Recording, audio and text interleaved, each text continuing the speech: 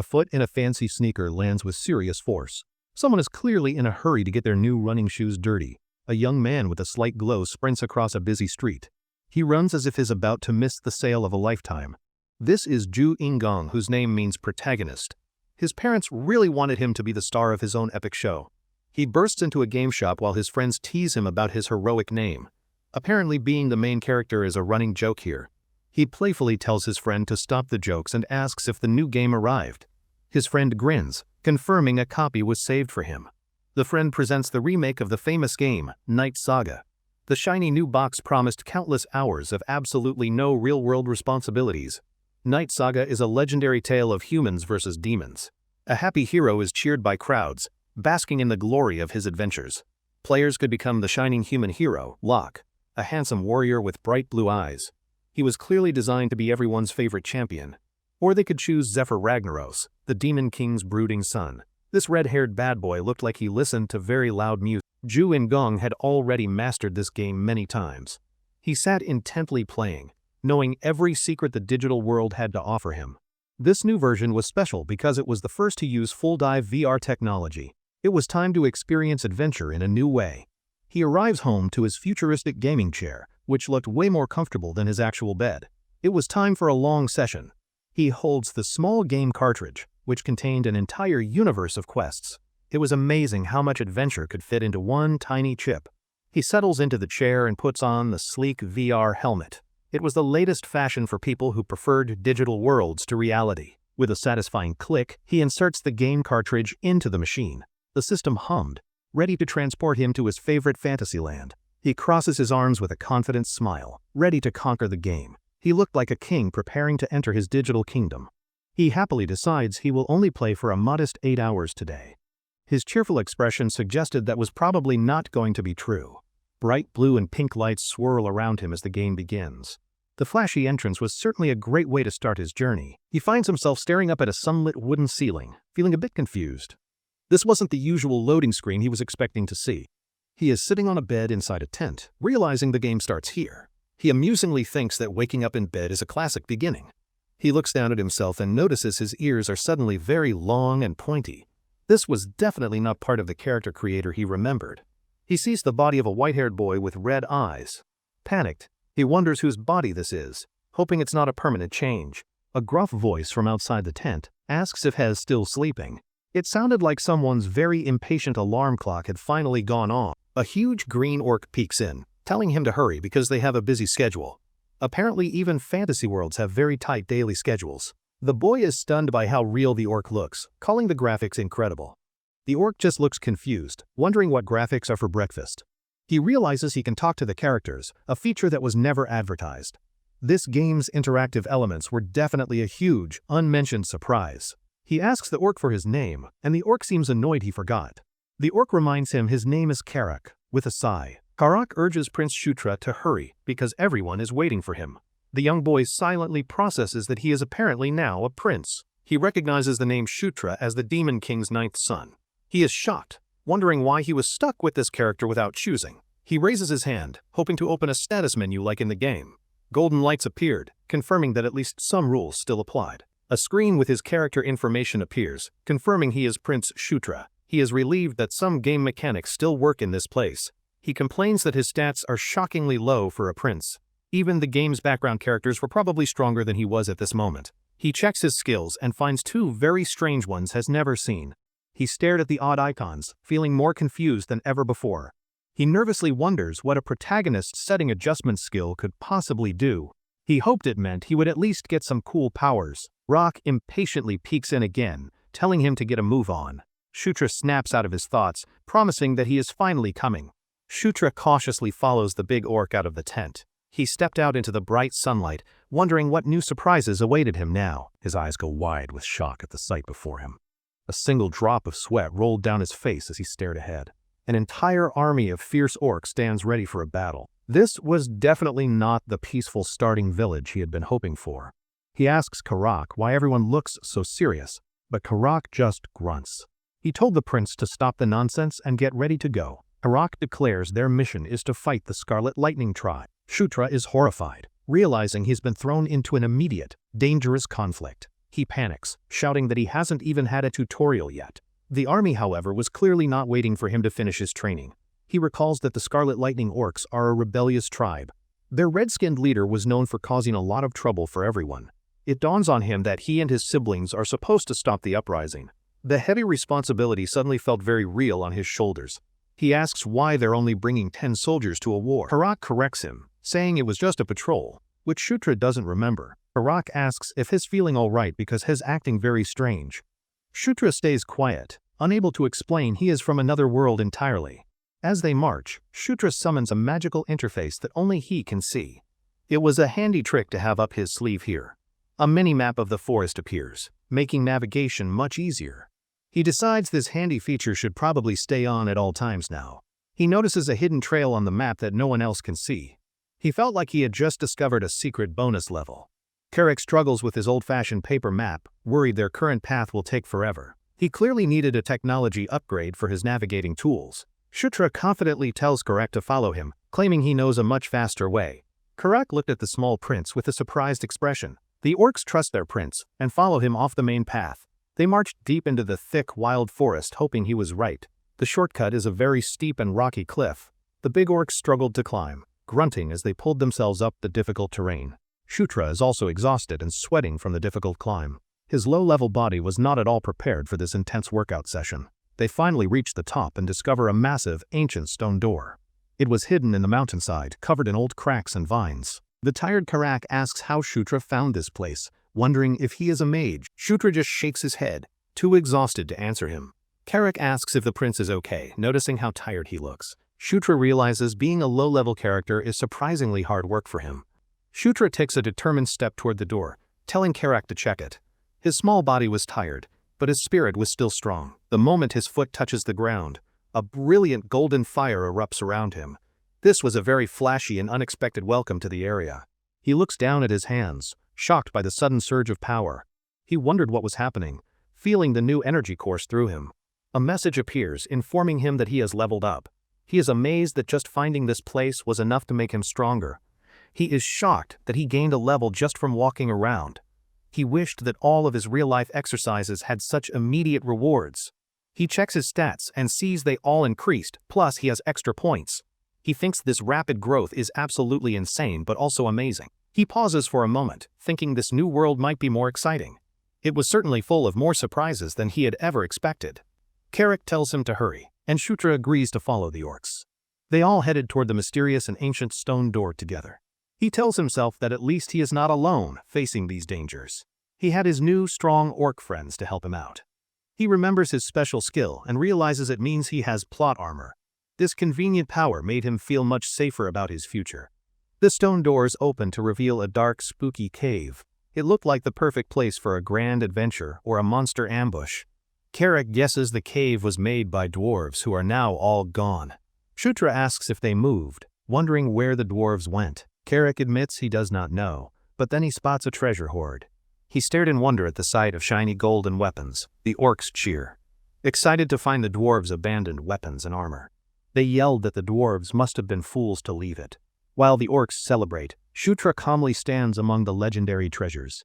He looked at all the powerful weapons that were scattered around him.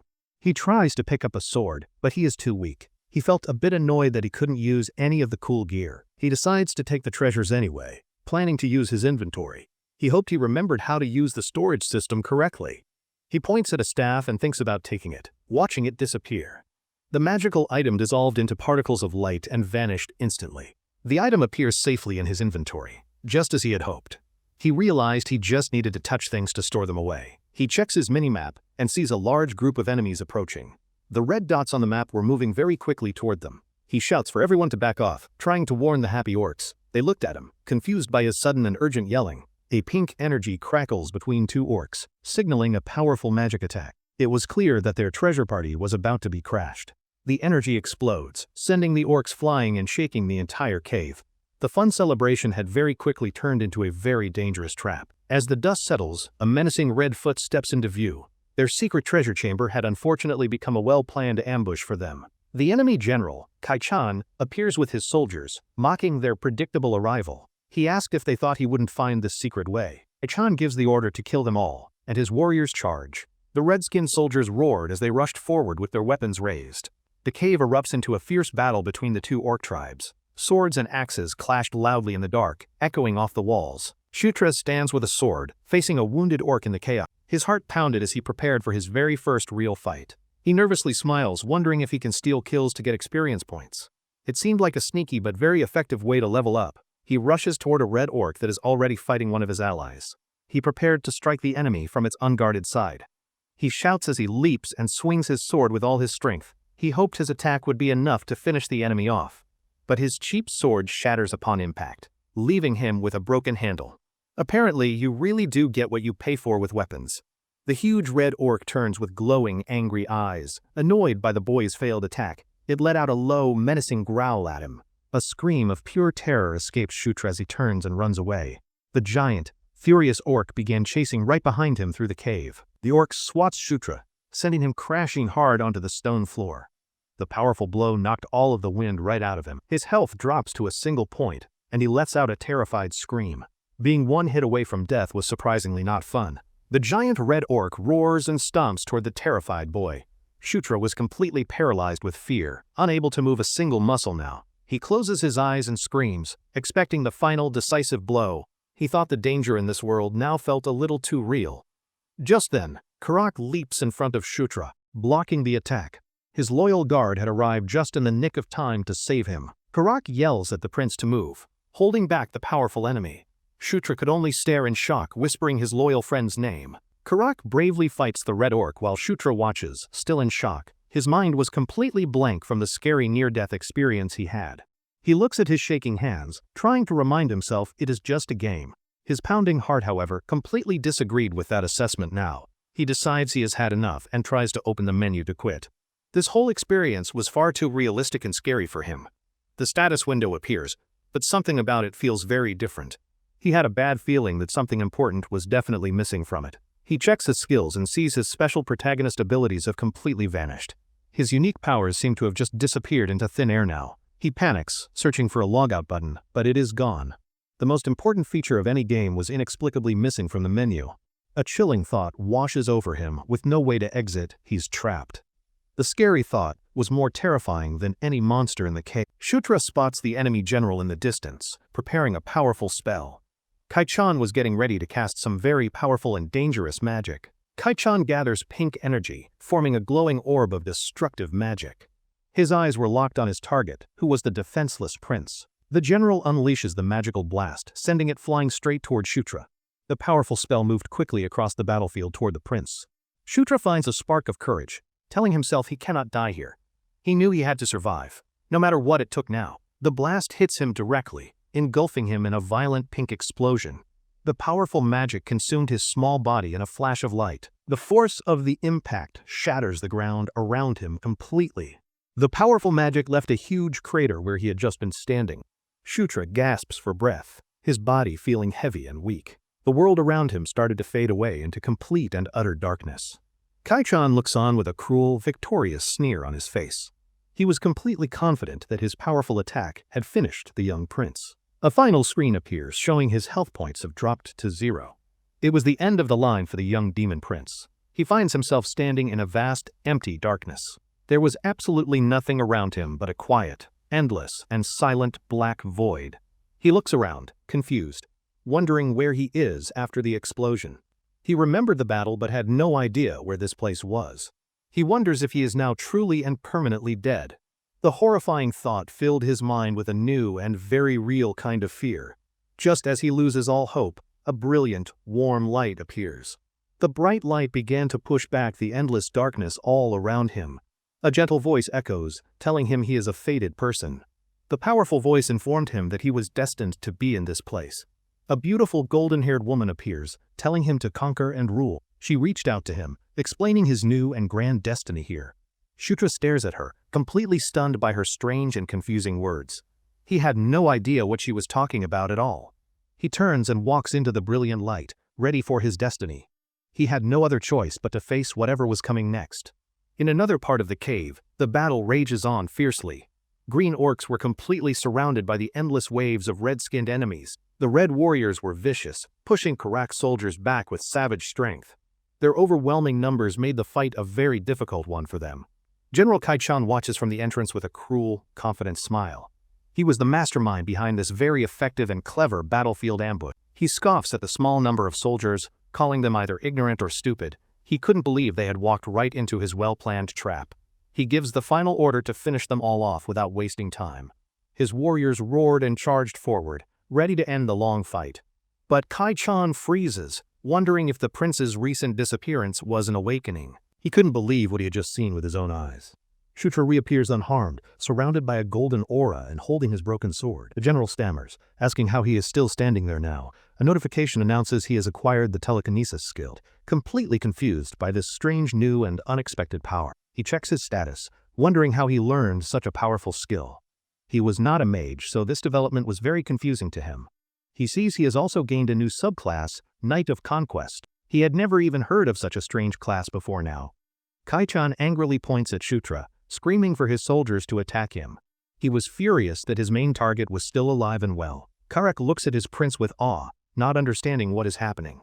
He knew he had to protect him, no matter what it took. Karak and his soldiers rally to protect their prince, forming a defensive wall. They shouted that their young prince must not be harmed in battle. Shutra looks at his broken sword and his updated status, his mind racing. Everything was happening so fast, and none of it made any sense. He remembers that Knight of Conquest is not a normal playable class. This strange and powerful new class was not available to regular players.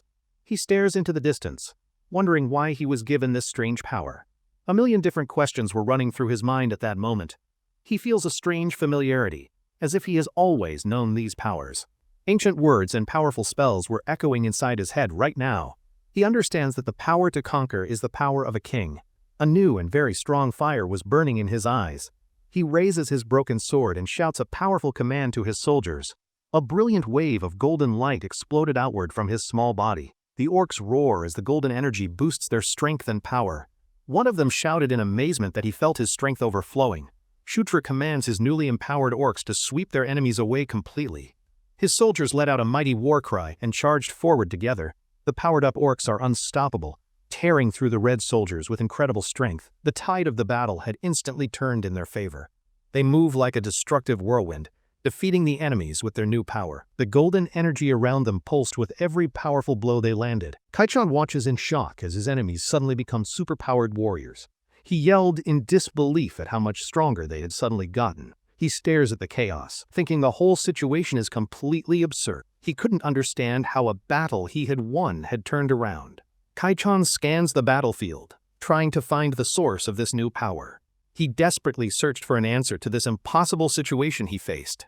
He sees Shutra and realizes the small prince is the cause of it all. The boy stood calmly with his broken sword held high up. The furious Kai-chan summons massive shards of pink energy, screaming at Shutra. He desperately yelled at the boy to stop this at once. Shutra looks up with a calm and determined expression on his face. He was completely ready to face the general's next powerful magic attack. But Karak leaps in front of the prince, shattering the magic shards. He protected his young prince from all of the incoming dangerous magic. Shutra and Karak share a look of perfect understanding and teamwork. In that single moment, they both knew exactly what to do next. Shutra orders Karak to go, and the empowered orc charges forward. He moved faster than he ever had before, roaring with incredible new strength. The terrified enemy general tells him to wait, but it's far too late. The superpowered orc was already right in front of him now. With a flash of golden light, Karak's powerful attack defeated the general. He had won the long and difficult battle with a single blow. The enemy general falls to the ground, defeated by the powered-up orc. The tide of the battle had completely and decisively turned for them. The enemy soldiers run away, and Shutra orders his orcs to chase them. He yelled for them not to let a single one escape. A notification explains that all the experience his soldiers gain belongs to him. This special rule meant his general's merits were for their king. 3 more messages appear, announcing he has leveled up multiple times. He was growing stronger at an incredibly fast and unbelievable new speed. Shutra smiles, confused but happy about why his level is rising so fast. He looked at the notifications with a very pleased and happy expression. Karak looks at his glowing hands, wondering about this incredible new strength. He clenched his fist, feeling the immense power coursing through his body. He looks down, his expression full of awe and also deep wonder. He had never felt so incredibly powerful in his entire life before. Looking at his leader, Carrick smiles, knowing this power came from the prince. He was certain that the prince was the source of it. That night, the victorious orcs celebrate their amazing victory around a large bonfire. The entire camp was filled with happy and very cheerful shouting. Inside his tent, Shutra frantically searches for a logout button, but it is gone. He couldn't find the important button anywhere in the game's menu. He tells himself to calm down, but his heart is pounding with fear. The glowing screen in front of him offered absolutely no escape. He thinks he might be trapped in the game due to a glitch. He hoped that the game's developers would fix it with an update. Then, a much scarier possibility enters his mind, making him sweat. The terrifying new thought sent a chill right down his entire spine. He realizes this might be a real world, not just a simple game. He could have been transported to an alternate reality like in stories. The world felt too real, and the characters could think for themselves. Everything around him pointed to this one very unbelievable but likely conclusion. He nervously confirms that there is no censorship, which makes everything feel real. This was the final and most important piece of solid evidence. He wonders if this means he can actually die here permanently. The terrifying question was now the most important one on his mind. He decides to be optimistic, cheering himself up by remembering he is a prince. At least he wasn't reborn as a weak little background character. Karak peeks into the tent, asking if the prince has some time. His voice was serious, and his usual friendly demeanor had completely vanished. Shutra turns, surprised to see his guard with such a serious expression. Karak looked at him with a very determined and focused look now. Under the night sky, Shutra asks Karak why he wants a sparring match. He wondered why his guard had suddenly requested this practice fight. Karak explains he needs to know his leader's skill for future battles. Shutra seemed a little unsure if this was a very good idea. Karak tosses a wooden sword to Shutra, who catches it nervously. He had never actually held a real sword in his entire life before. Karak reassures the prince that he will hold back his strength. He promised not to use his full power during their little practice match. Shutra's nervous expression is replaced by a sly, confident grin. He playfully asked if that was a proper way to talk to royalty. He charges forward, yelling that if they are going to fight, it should be serious. A look of pure excitement was now in his eyes. Karak takes his stance with a wooden sword, ready to test his prince. He held the practice weapon with the focus of a true warrior. Shutra lunges, but his attack is clumsy and easily dodged by Karak. The big orc seemed completely and utterly unimpressed by the boy's attempt. Shutra keeps swinging wildly, but his weak attacks miss every single time. He looked more like a child playing than a real demon prince. Karak swings his own sword, and Shutra barely manages to block the attack. The powerful blow sent a strong jolt right up his arms. The blow knocks Shutra to the ground, and Karak asks if he's okay. He advised the prince not to charge in so recklessly again. A notification appears, telling him he has acquired basic swordsmanship. He stared at it in complete and utter surprise, not expecting this at all. He wonders how he could have just acquired a new skill so suddenly. He was shocked that he now knew how to use a sword. His eyes widen as he has a sudden, brilliant realization about his powers. A new and very important idea had just popped into his head. He realizes he learns skills by experiencing them directly with his own body. Getting hit by attacks seemed to be his secret training method. Karak suggests ending the spar, but Shutra says it's not over. A new and very strong fire was now burning in his eyes. With a confident grin, Shutra declares that he is just getting started. His cape billowed in the wind as he stood up from the ground. He dashes forward again, but this time his movements are sharp and fast. He was no longer clumsy, but a graceful and skilled young fighter. He perfectly blocks Karak's next attack, standing his ground against the big orc. Their wooden swords clashed with a flash of bright golden light. Karak's eyes go wide with surprise at the prince's sudden improvement. He could feel the incredible difference in the boy's movements and strength. He wonders how it is possible for someone to improve so much so quickly. The prince had been so terrible at the start of the fight. The spar continues, and they are now much more evenly matched. Shutra dodged and weaved, his wooden sword moving like a part of him. He moves with newfound confidence, kicking up dust as he pushes Karak back. His new power was a huge and very welcome surprise to him. The spar ends, and Shutra asks Karak if he was not bad. He looked at his loyal guard with a very proud and happy smile. Shutra asks Karak what his level is, and the orc thinks he's 21. He was curious about the difference in their overall power and strength. Shutra repeats the number, feeling a bit thoughtful as he calculated everything. He needed to know how much stronger he had to become now. He checks his own status and sees he is already at level 7. He confidently says that he should be able to catch up soon. He knows that people in this world can't easily check their levels. They needed a special mage or a magic item to see their stats. His ability to see his stats is a huge, game-breaking advantage. It would allow him to grow stronger much faster than anyone else. He leaps into the air with excitement, feeling a new surge of hope. He finally understood the true and amazing potential of his unique power. He thinks to himself that he can definitely become much stronger now. His red eyes were glowing with a new and very strong resolve. He corrects himself with a wide, ambitious grin on his young face. He realized he could get stronger much faster than all the others. This is the beginning of the Demon Arc of the Night Saga. His new and exciting adventure in this world had now truly begun. He remembers the game's plot about Zephyr's journey to become the Demon King. The story followed his quest to defeat all of his many siblings. The game had many different paths, but Zephyr's bloody rise to power was the most memorable. He was a ruthless and very powerful main character. This path leads to a dark event where Zephyr kills all his siblings. Shutra realized with horror that he was now one of them. He realizes he is a target, but the event is in 5 years. This gave him at least a little bit of precious time to prepare. He decides he must prevent this dark future by becoming stronger than Zephyr. It was the only way he could guarantee his own personal survival. Karak finds him, asking why he is out here all alone. Shutra turns, surprised, and asks his loyal guard if something important has happened. Karak reminds him of a meeting he forgot about with his siblings. Shutra looked confused, having no memory of any scheduled royal meeting today. Karak urges him to hurry because everyone is waiting for him now. Shutra follows, still feeling unsure of what he should expect from this. They arrive at a large, impressive tent in the military camp. This was clearly where the important meeting was going to be held today. Inside, Shutra sits nervously at a table with his older siblings.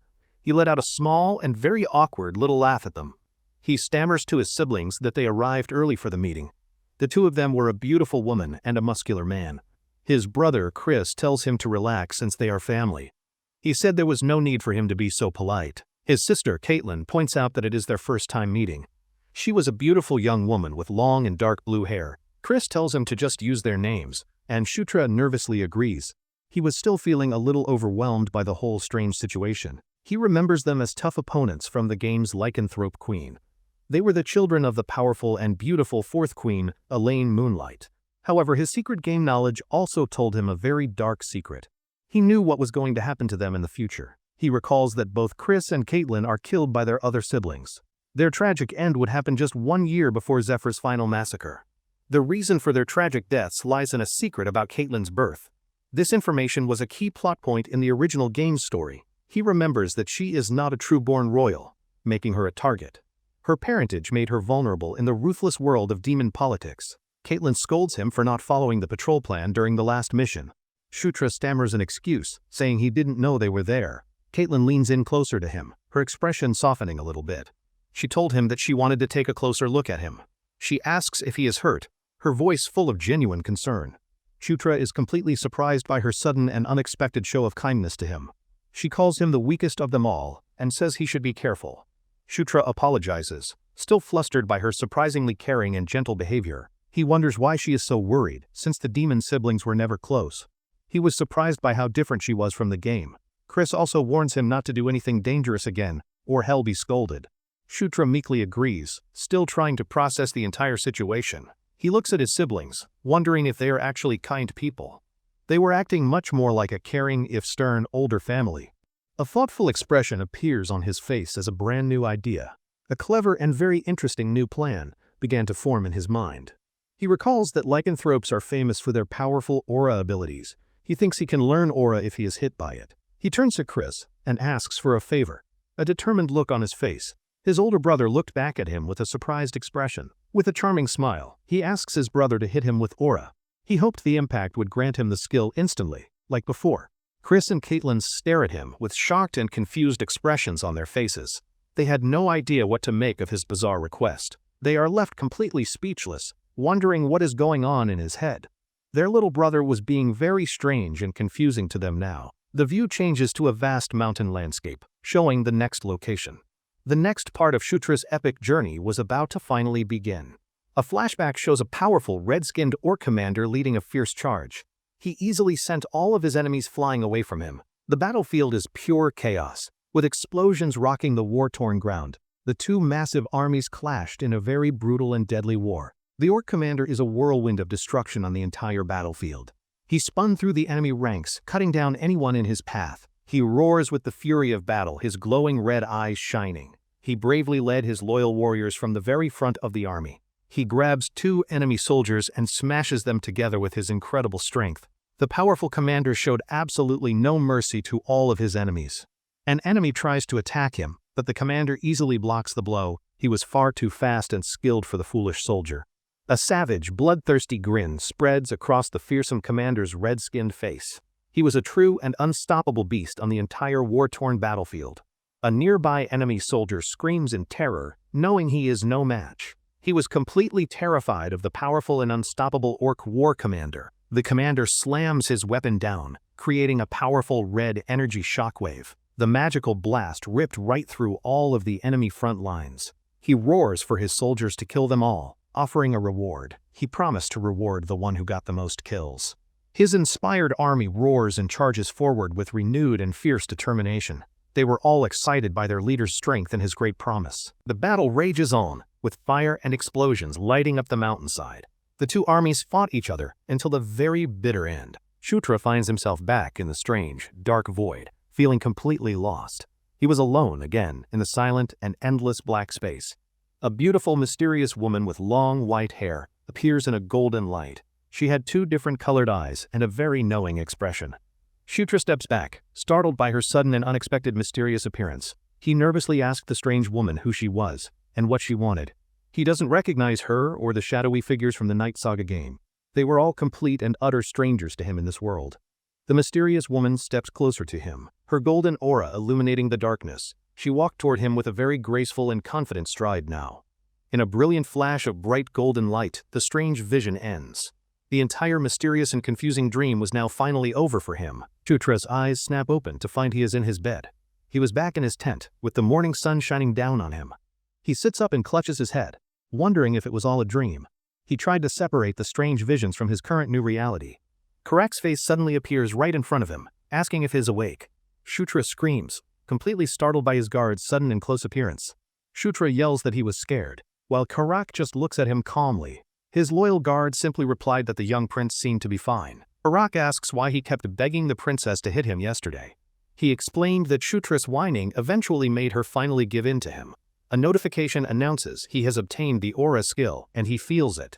A faint white energy surrounded him as he felt the new power. Karak asks if getting hit awakens his aura, and Shutra agrees it does. He examined his glowing hands, confirming that it worked somewhat for him. Karak realizes this is how he powered them up during the last fight. Shutra confirms it was his doing, and Karak finally understands everything now. Shutra asks if anything important happened while he was asleep for so long. Karak replied that, of course, something important had happened without him. He learns the main army also won their battle against the Lightning Tribe. Shutra looked surprised, asking what he meant by the main force. Shutra thought he and his siblings were the only ones fighting the tribe. Karak explained that the enemy tribe was far too large for them. Karak reveals the main army was led by the famous General Bandal. The name shocked Shutra, who repeated it in complete and utter disbelief. Shutra recalls that General Bandal is one of the strongest warriors around. He had really liked him as a subordinate in the original game. A brilliant idea hits him as he realizes this is his big chance. His eyes widened as a new plan began to form in his mind. He remembers that Bandal only joined Zephyr in 3 years, so he's available. The powerful general was not yet the subordinate of his older brother. A mischievous grin spreads across his face as he decides to recruit him. He planned to take the powerful general for himself before his brother could. He is confident because he knows all of Bandal's secrets from the game. He knew everything about his likes, dislikes, and his hidden talents. But the most important way to win Bandal's loyalty is to defeat him. The general would only serve someone who could beat him in a duel. He believes he can steal the general away from his older brother, Zephyr. He knew it was worth trying since he had a lot of time. With a look of fierce determination, he vows to make Bandal his subordinate. He had a new and very important goal to achieve now. Back in his sister's tent, Shutra has a big surprise for them. He was about to show his siblings something truly amazing and incredible. He shows them his new aura skill, and they stare in complete shock. Chris yelled, asking how he learned it in just a single day.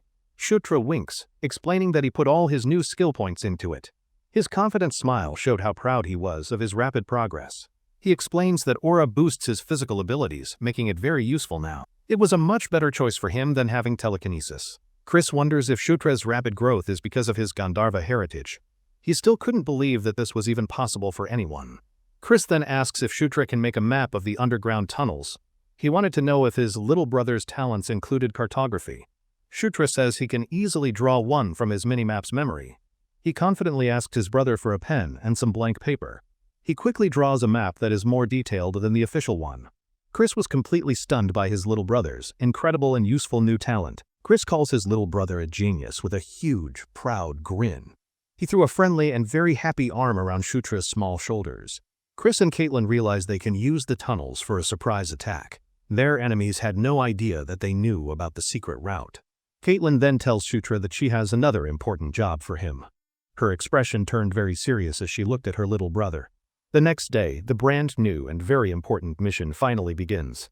The sun shone brightly in the clear blue sky above the mountains. Shutra leads another patrol, sighing that he gets the boring jobs.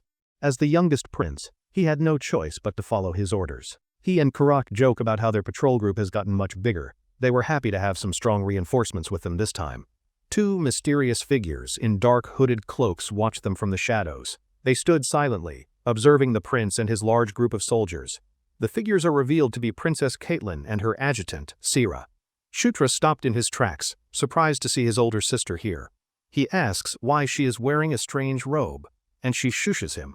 She brought a single finger to her lips, telling him to be quiet. She whispers that she is following him in secret to keep him safe. Her golden eyes were full of genuine concern for her little brother. She says she will only interfere if it's a real emergency. She explained that this mission needed to be his own personal accomplishment.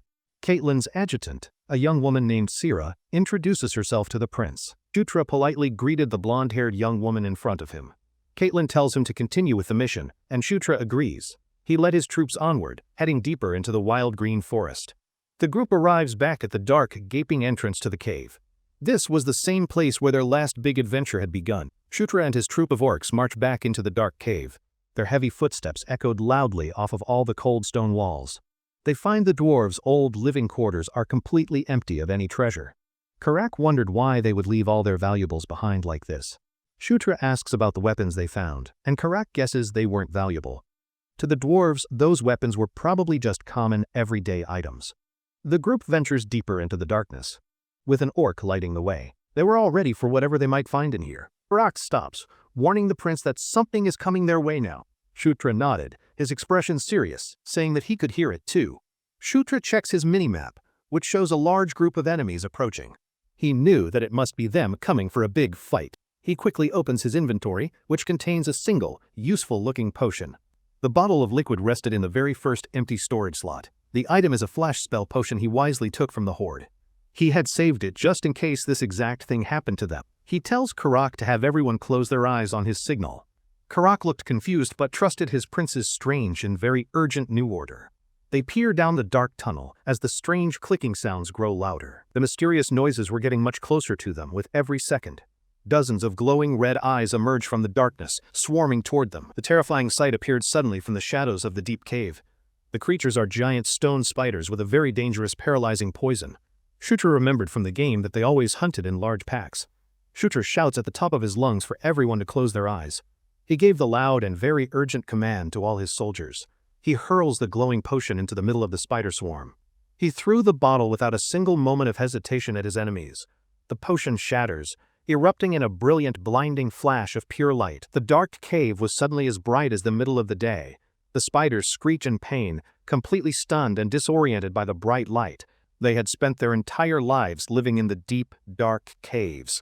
Shutra explains the spiders are useless in light and orders his men to attack. He used his expert game knowledge to guide his loyal soldiers. The orc warriors charged forward, ready to attack the helpless blinded monsters. They raised their weapons high and let out a mighty group roar. The orcs easily cut down the panicked spiders, who cannot fight back. The one-sided battle was a complete and total victory for their side. Shutra watches his perfect plan unfold, his own aura glowing faintly. He stood back and calmly commanded the entire, chaotic battlefield from a distance. He checks his minimap again, remembering that these spiders always hunt in groups. He knew that their attack was not over just yet for them. And where there is a group, there is always a much larger leader. His map showed a big red dot at the group center. He tells Karak to follow him so they can defeat the boss together. Karak agreed, ready for the next phase of their very important fight. They fight their way through the remaining spiders, heading for the leader. They moved quickly through the chaos, focused on their main powerful target. They faced the boss, a colossal stone spider with a terrifying mouth. The giant monster was the size of a small house with many eyes. The fearless Karak leaps and brings his axe down on the monster's head. He attacked the giant beast with all of his incredible might. But his axe just bounces off the creature's rock-hard exoskeleton. Karak yelled in frustration that the monster's exterior was just too damn hard. Shutra remembers that normal physical attacks won't work on this specific boss. He had completely forgotten about this important detail from the original game. He recalls the monster's only weakness is fire, but he can't use it. The giant spider let out a low and very menacing growl. The massive spider looms over Karak, ready to strike him down now. Shutra desperately tried to think of a new plan to win. Shutra yells for Karak to use fire, but Karak shouts back confused. He had no idea where he was supposed to get fire from. From the shadows, Caitlin's voice tells Shutra to raise his sword high. He heard his sister's command and immediately prepared to follow her instructions. Trusting her, he raises his sword, which erupts in golden magical flames. He was completely surprised by the sudden and powerful burst of bright fire. He stammers in shock, not believing he can use magic now. He had never been able to use any kind of magic before this. Caitlin appears, her hands glowing, having enchanted his sword from a distance. She asked her little brother if that was enough magical support. The giant spider lunges, its massive claws swinging down to crush Shutra.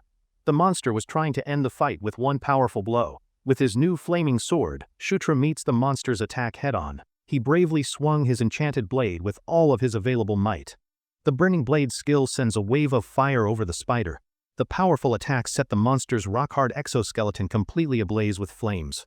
Shutra lands gracefully as the flames light up the entire dark cave. His new fiery sword was a very impressive and powerful magical weapon. As the monster burns, a golden light envelops Shutra, leveling him up. 2 notifications appeared at once, announcing his amazing new power increase. He checks his status and sees he is now level 9. He cheered, excited about his new level and all of his extra skill points. Caitlin asks if he is okay and what the strange golden light was. She had never seen anything like that happen to him before now. Shutra lies, saying it is a special blessing from his ancestors. He knew he had to keep his unique game-like abilities a secret. Caitlin asks how he knew the spider's weakness, and he says he read it. He was secretly relying on his extensive game knowledge to win. Just then, Karak calls out to the prince, telling him to look. He had found something very interesting at the back of the cave. At the back of the nest, they find a huge, ancient door. It was set deep into the rock wall waiting to be opened. The group walks through the doors into a large, torch-lit chamber. They looked around the mysterious new room with cautious and curious expressions. In the center of the room, Shutra stops, his eyes wide. He instantly recognized the strange and very familiar pattern on the chamber floor. He recognizes the glowing blue circular pattern as a town portal. It was an ancient and very rare piece of magical dwarven technology. Karak asks if he knows what it is, and Shutra has a guess. He admitted that he wasn't completely sure, but had a good idea. He explains that the intricate patterns on the floor are in classic dwarven style. The design was very familiar to him from his time playing. He remembers seeing these rare portals when he played as the human hero. He had never seen one while playing as the demon Prince Zephyr. He thinks injecting mana will activate it and places his hands on it. He walked toward the central pillar and touched the glowing magical orb. He tells his sister he thinks it is a portal, and she appears. Caitlin stepped out from the shadows, surprised by his interesting new discovery. Sierra agrees that the prince is likely correct based on the design. Caitlin then asks if they can find out where it is connected. Karak spots a stone plaque with carved letters on the nearby wall. He called out to the prince, pointing to his very important discovery. The plaque is covered in ancient dwarven characters, not the demon script. The elegant writing was completely unreadable to most of the people there. Caitlin asks Karak if he can read it, but he scoffs at her. He asked why he would ever need to know how to read dwarven. She turns to her adjutant, Sura, who also can't read the script. She shook her head and apologized for not knowing the ancient language. Suddenly, a voice reads the text, Gishka Mountains, portal number 2. Caitlin and Sierra turn in shock, wondering who just spoke up now. A mysterious voice read the ancient plaque, revealing the portal's final destination. The group was stunned, wondering who the secret scholar was. Shutra realized with a jolt that the voice was his own. He wondered how on earth he suddenly became fluent in ancient Dwarven. A sudden flash of insight confirmed he had learned the language. He pondered if his weird learning ability worked for things besides fighting. Karak asked in complete awe if the prince could actually read the sign. Shutra played it cool, confirming that he probably could. Caitlin and Sierra were shocked and suspicious of his newfound talent. His sister demanded he prove it by translating the rest of it. Shutra calmly read the next line from the plaque. He explained that they would need to inject mana to get the portal working. He then cleverly asked his sister to be the one to do it. Caitlin questioned why he wasn't doing it himself, looking annoyed. Shutra made an awkward face, admitting he was still terrible with mana. His sister sighed, giving in and agreeing to do it. Caitlin placed her hand on the central pillar, which erupted in a brilliant blue light, filling the ancient dwarven room with magical energy. The light gathered into a beautiful, glowing orb that pulsed with power. The ancient technology was finally waking up from its long sleep. The orb projected a massive holographic map of a mountain range.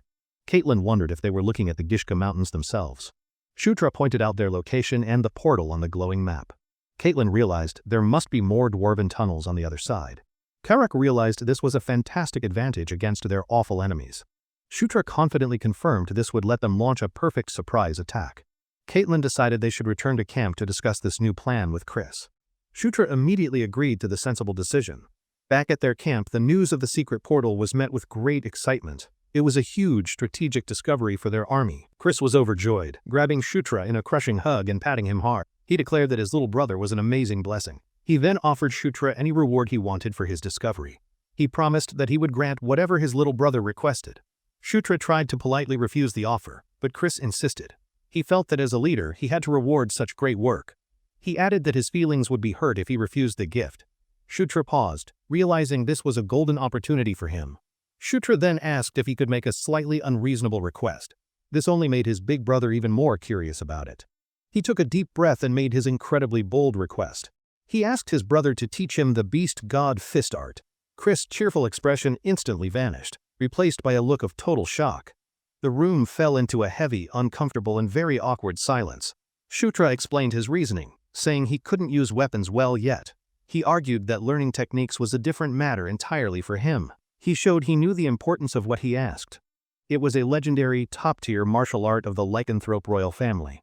Seeing his brother's silence, Shutra pretended to be disappointed. He said he understood if the request was simply too much to ask. To his complete astonishment, Chris actually agreed to teach him. Shutra was so surprised that he could barely make a sound in response. Chris clarified that he couldn't teach the family's secret techniques. Those ancient and powerful moves were simply too sacred to share. However, he offered to teach Shutra the aura portion of the art. Shutra was ecstatic, asking if he was serious about the offer. Chris smiled, asking if that was a good enough reward. Shutra was quiet for a moment, still processing his incredible luck and victory. Seeing his silence, his siblings worried he was disappointed. Shutra quickly assured them with a huge grin that the gift was absolutely perfect. Chris then spoke his name with a very serious and heartfelt tone. The mood in the room immediately shifted to something important. He asked if he could now consider Shutra a true brother. It was an offer of family, not just a political alliance. Shutra was surprised by the powerful weight of the word. He knew that accepting this offer was a very significant and important step. Chris' gaze was intense and sincere, showing just how much the word brother truly meant to him and his family. Shutra smiled, accepting the offer to become a true brother. He knew this powerful new bond would help him survive the future. He firmly shook his brother's hand, sealing their new, stronger alliance. Caitlin watched the important moment with a warm, approving smile. Both Chris and Caitlin looked very happy with the outcome. This was clearly more than just a strategic move for the two of them. Shutra looked at his two powerful new allies with determination. He declared that they should all work together from this day forward. As if on cue, a system window appeared right before his eyes. It seemed his declaration had made their new alliance official. The message confirmed that an alliance had been established with his siblings. For now, it was just a normal-level alliance. The scene changes to the enemy's main camp. The Scarlet Lightning Tribe settlement was a formidable collection of tents and watchtowers. Inside the large camp, tough-looking red-skinned orcs went about their business. The atmosphere was very tense and filled with military discipline. An orc leader smiled cruelly, saying that his guest wouldn't have come here without some specific, sneaky purpose in their mind. In a dark tent, a captive knelt inside a glowing magic circle. The orc leader mockingly referred to this prisoner as our princess. The captive was revealed to be the sixth princess, Felicia Doomblade. She was bound by glowing magical chains inside the strange ritual circle. Meanwhile, Shutra reviewed his own status window in his tent. He noticed that all his stats were even except for his charisma. He realized that his charisma stat had stopped growing as fast as the other. This strange detail was a puzzle he needed to solve. He wondered why that specific stat was different. He recalled that in the game, a character's appearance and their charisma were separate things. In the game, appearance was just about being good-looking. Charisma, on the other hand, was about being a likable and influential person. He decided not to worry about it, figuring it was just a balancing mechanic. He had been growing incredibly fast, after all. More importantly, he was currently at level 9. He was incredibly close to reaching the major milestone of level 10 very soon. He remembered that in the game, the hero and the villain's unique skills would automatically level up the moment they hit level 10. A confident, scheming look crossed his face as he planned. Karak then poked his head into the tent, telling him it was time. Karak reported that everything was ready for their mission. Shutra turned with a mischievous grin and confirmed it was time to depart. Karak noticed the prince seemed unusually happy and asked why. Shutra just peeked out of the tent and said it was nothing special. Shutra and Karak stepped out of their tent, ready for battle. Their loyal orc soldiers were all assembled and waiting for them. He stood before his army of disciplined orc warriors. They all held their spears, waiting for their young prince to give the command. With a determined grin, he looked over his forces. The time for clever planning was finally over, and it was now time to fight. The scene pans to the jagged peaks of the Gishka Mountains.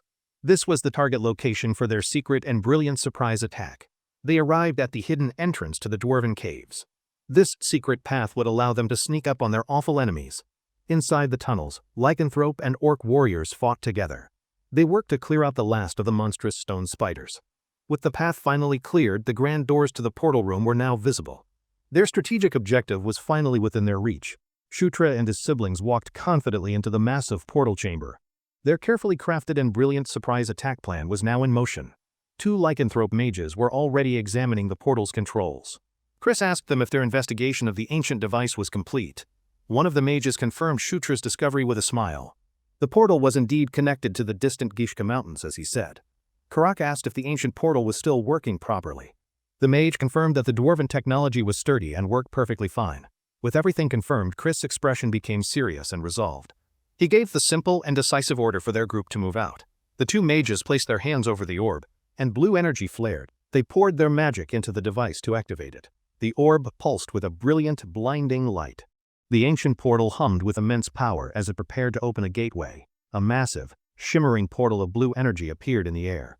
Through it they could see the rocky landscape of their destination. Shutra and Karak stared at the magical gate with pure awe. Even with all his game knowledge, Shutra was completely mesmerized by it. He thought that seeing a magical gate in a game was one thing. Witnessing a real one was an entirely new, breathtaking experience. Caitlin noticed he was just standing there and asked what he was waiting for.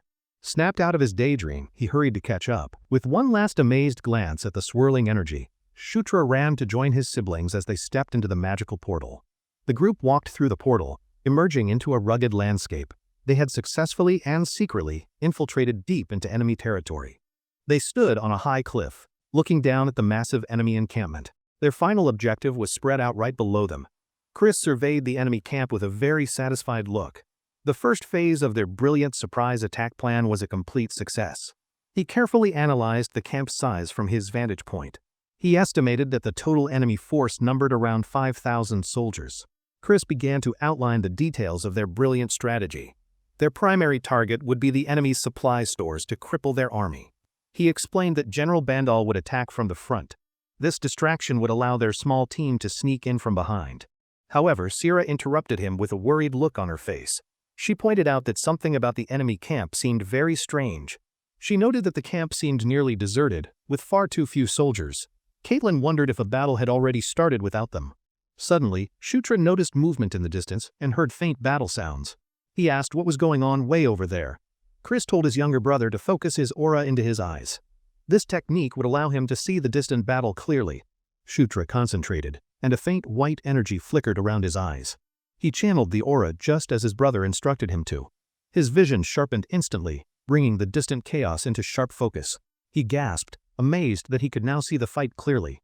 Caitlin noted that the enemy was the Lightning Tribe. However, the other fighters were definitely not a part of General Bandal's army. Shutra added his own analysis of the situation. He observed that the fight was far too small to be a major battle. He focused on the mysterious warriors fighting the orcs. He saw a fierce female warrior with white hair cutting down her enemies. As the group stared from the cliff, Shutra recognized the mysterious fighters. He was surprised to see that they were actually dark elves. Caitlin turned to him, surprised he could identify the warriors. He explained their smaller build and lizard mounts were clear giveaways. Chris, shielding his eyes to get a better view, suddenly announced that the mysterious dark elf warriors were now starting to retreat. Below them, the dark elves were indeed fleeing in a panic. It seemed their commander had been defeated, and they were scattering. Karak wondered what was going on and why the fight had ended so suddenly. Shutra remained quiet, trying to understand this development. Shutra felt a sense of unease. The sudden appearance of dark elves was not something he remembered from the original game story. Back at their main camp, the time for immediate action was over. They needed to get some real answers about this strange situation. Inside a command tent, the siblings stood before a communication device. The holographic image of General Bandal appeared, looking very formidable. Bandal praised their discovery of the portal. However, he then asked them how they had known about the secret passage in the first place. Chris proudly gave all the credit to Shutra. A flustered Shutra tried to downplay it, claiming he had just gotten very lucky. Shutra looked at the general, pleased to see this key future ally again. Bandal promised him a great reward for his discovery. Chris quickly reported the strange skirmish they had just witnessed. He asked the general if he knew what was going on there. General Bandal confirmed the fighters were dark elves. Chris, now very confused, questioned why they would be fighting the Lightning tribe. Chris asked if they were official reinforcements from the castle. Bandal explained that their scouting mission had apparently gone very wrong. The general's expression then grew very grim. He informed them that they were now facing a much bigger and more complicated issue. He delivered the shocking news the Dark Elves' leader had been captured. Chris realized this explained their reckless and desperate attack earlier. Shutra, now alarmed, quickly asked the most important question. He needed to know the identity of the captured Dark Elf commander. General Bandal paused for a moment, his gaze serious. He told them that the captured commander was someone they all knew very well. He then revealed the commander's identity, the sixth princess, Felicia Doomblade. She was a fierce dark elf with long white hair. To be perfectly clear, Bandal stated that the captured prisoner was their sister. Chris and Caitlin were frozen in complete disbelief and horror. Shutra recalled that in the game, Princess Felicia had always been an enemy. Her sudden appearance here was a huge change to the story. He wondered why she would suddenly show up here now. He suspected she was trying to steal their glory for the victory. Chris, now very angry, demanded to know if the enemy knew they had captured a princess from the royal family. Bandal admitted that the enemy likely had no idea. They had not been able to confirm the enemy knew her true identity. Chris asked what the general planned to do now. Bandal's strategy was simple. They would save her if they got the chance. Bandal made it clear he would not beg for his sister's release. Chris nodded, his own expression hardening in agreement with the stance. The general promised to gather more information and ended the call. Chris simply acknowledged the plan and turned away from the device. The holographic image vanished, leaving the three siblings alone. They had to process the terrible and very unexpected news about their sister. Chris let out a bitter, sarcastic laugh. He commented on how their supposedly brilliant older sister had gotten herself captured so easily. Caitlin argued that they had to save her because she was family. Chris warned her that a rescue mission would not be easy. He explained that a rescue attempt would be incredibly risky for their soldiers. Caitlin's face filled with horror at the impossible choice. Caitlin grabbed her brother's arm, her voice filled with emotion. She insisted that they had to save Felicia, no matter what. Shutra watched the intense argument between his siblings unfold. He could understand both of their very different points of view. Later, the group's leaders all gathered in the main command tent. The atmosphere was very tense as they began to plan. Chris stood at the head of a large table with a map. He announced to his officers that their new battle plan was simple. He explained that General Bandal would attack from the front. This would leave the enemy's main camp completely vulnerable from the rear. He announced that he would lead a charge to cause chaos. He then tasked Caitlin and Shutra with a special, separate mission. Shutra asked if their mission was to rescue Felicia. Chris confirmed it, but said they would burn the enemy's supplies first. He gave a very strict order they were to retreat if things got too dangerous. He would not risk his soldiers for Felicia. Caitlin erupted in anger at her brother's cold command. Chris cut her off, reminding her that he was the commander here. She yelled that Felicia was family, but Chris argued her recklessness endangered everyone. Shutra just watched the family drama unfold, utterly confused. He realized Chris' reluctance wasn't just about strategy. He wondered if something bad had happened between him and Felicia in the past. The time for arguing was over. On the battlefield, one of General Bandal's orc commanders roared for his warriors to finally advance. The general's massive army of orcs and lycanthropes surged forward. They all screamed their intent to annihilate their awful enemies. High on a cliff, Chris and his own soldiers watched the battle begin. They waited patiently for their perfect moment to finally strike. Chris stared down at the enemy camp below him. His eyes carefully scanned the layout as he anticipated the coming chaos. In the camp below, the enemy sentries were completely unaware. They had no idea a second army was hiding in the mountains. Suddenly, a massive explosion rocked the front of the enemy camp. General Bandal's devastating and powerful surprise assault had finally begun. The force of the huge blast sent enemy orcs flying. Their bodies were thrown around like dolls amidst the fire and smoke. General Bandal himself charged into the heart of the enemy lines. His massive axe easily cleaved a path through all the defenders. With his eyes glowing red with pure rage, the general roared. He commanded his troops to kill every last one of them. On the other side of the battlefield, Shutra and Karak watched. Karak grew restless, but Shutra calmly told him to wait for the signal. The battle raged on in a brutal, chaotic melee. General Bandal's forces clashed with the enemy in a storm of steel. The general was a completely unstoppable force of destruction. He personally tore through the ranks of the awful and surprised enemy soldiers. Then, the signal finally came. A bright light flashed across the battlefield, signaling it was time for the feigned retreat to begin. Chris saw the signal from his high vantage point. The feint had worked perfectly, and the enemy's rear was now completely exposed. He turned to his own waiting army of elite soldiers.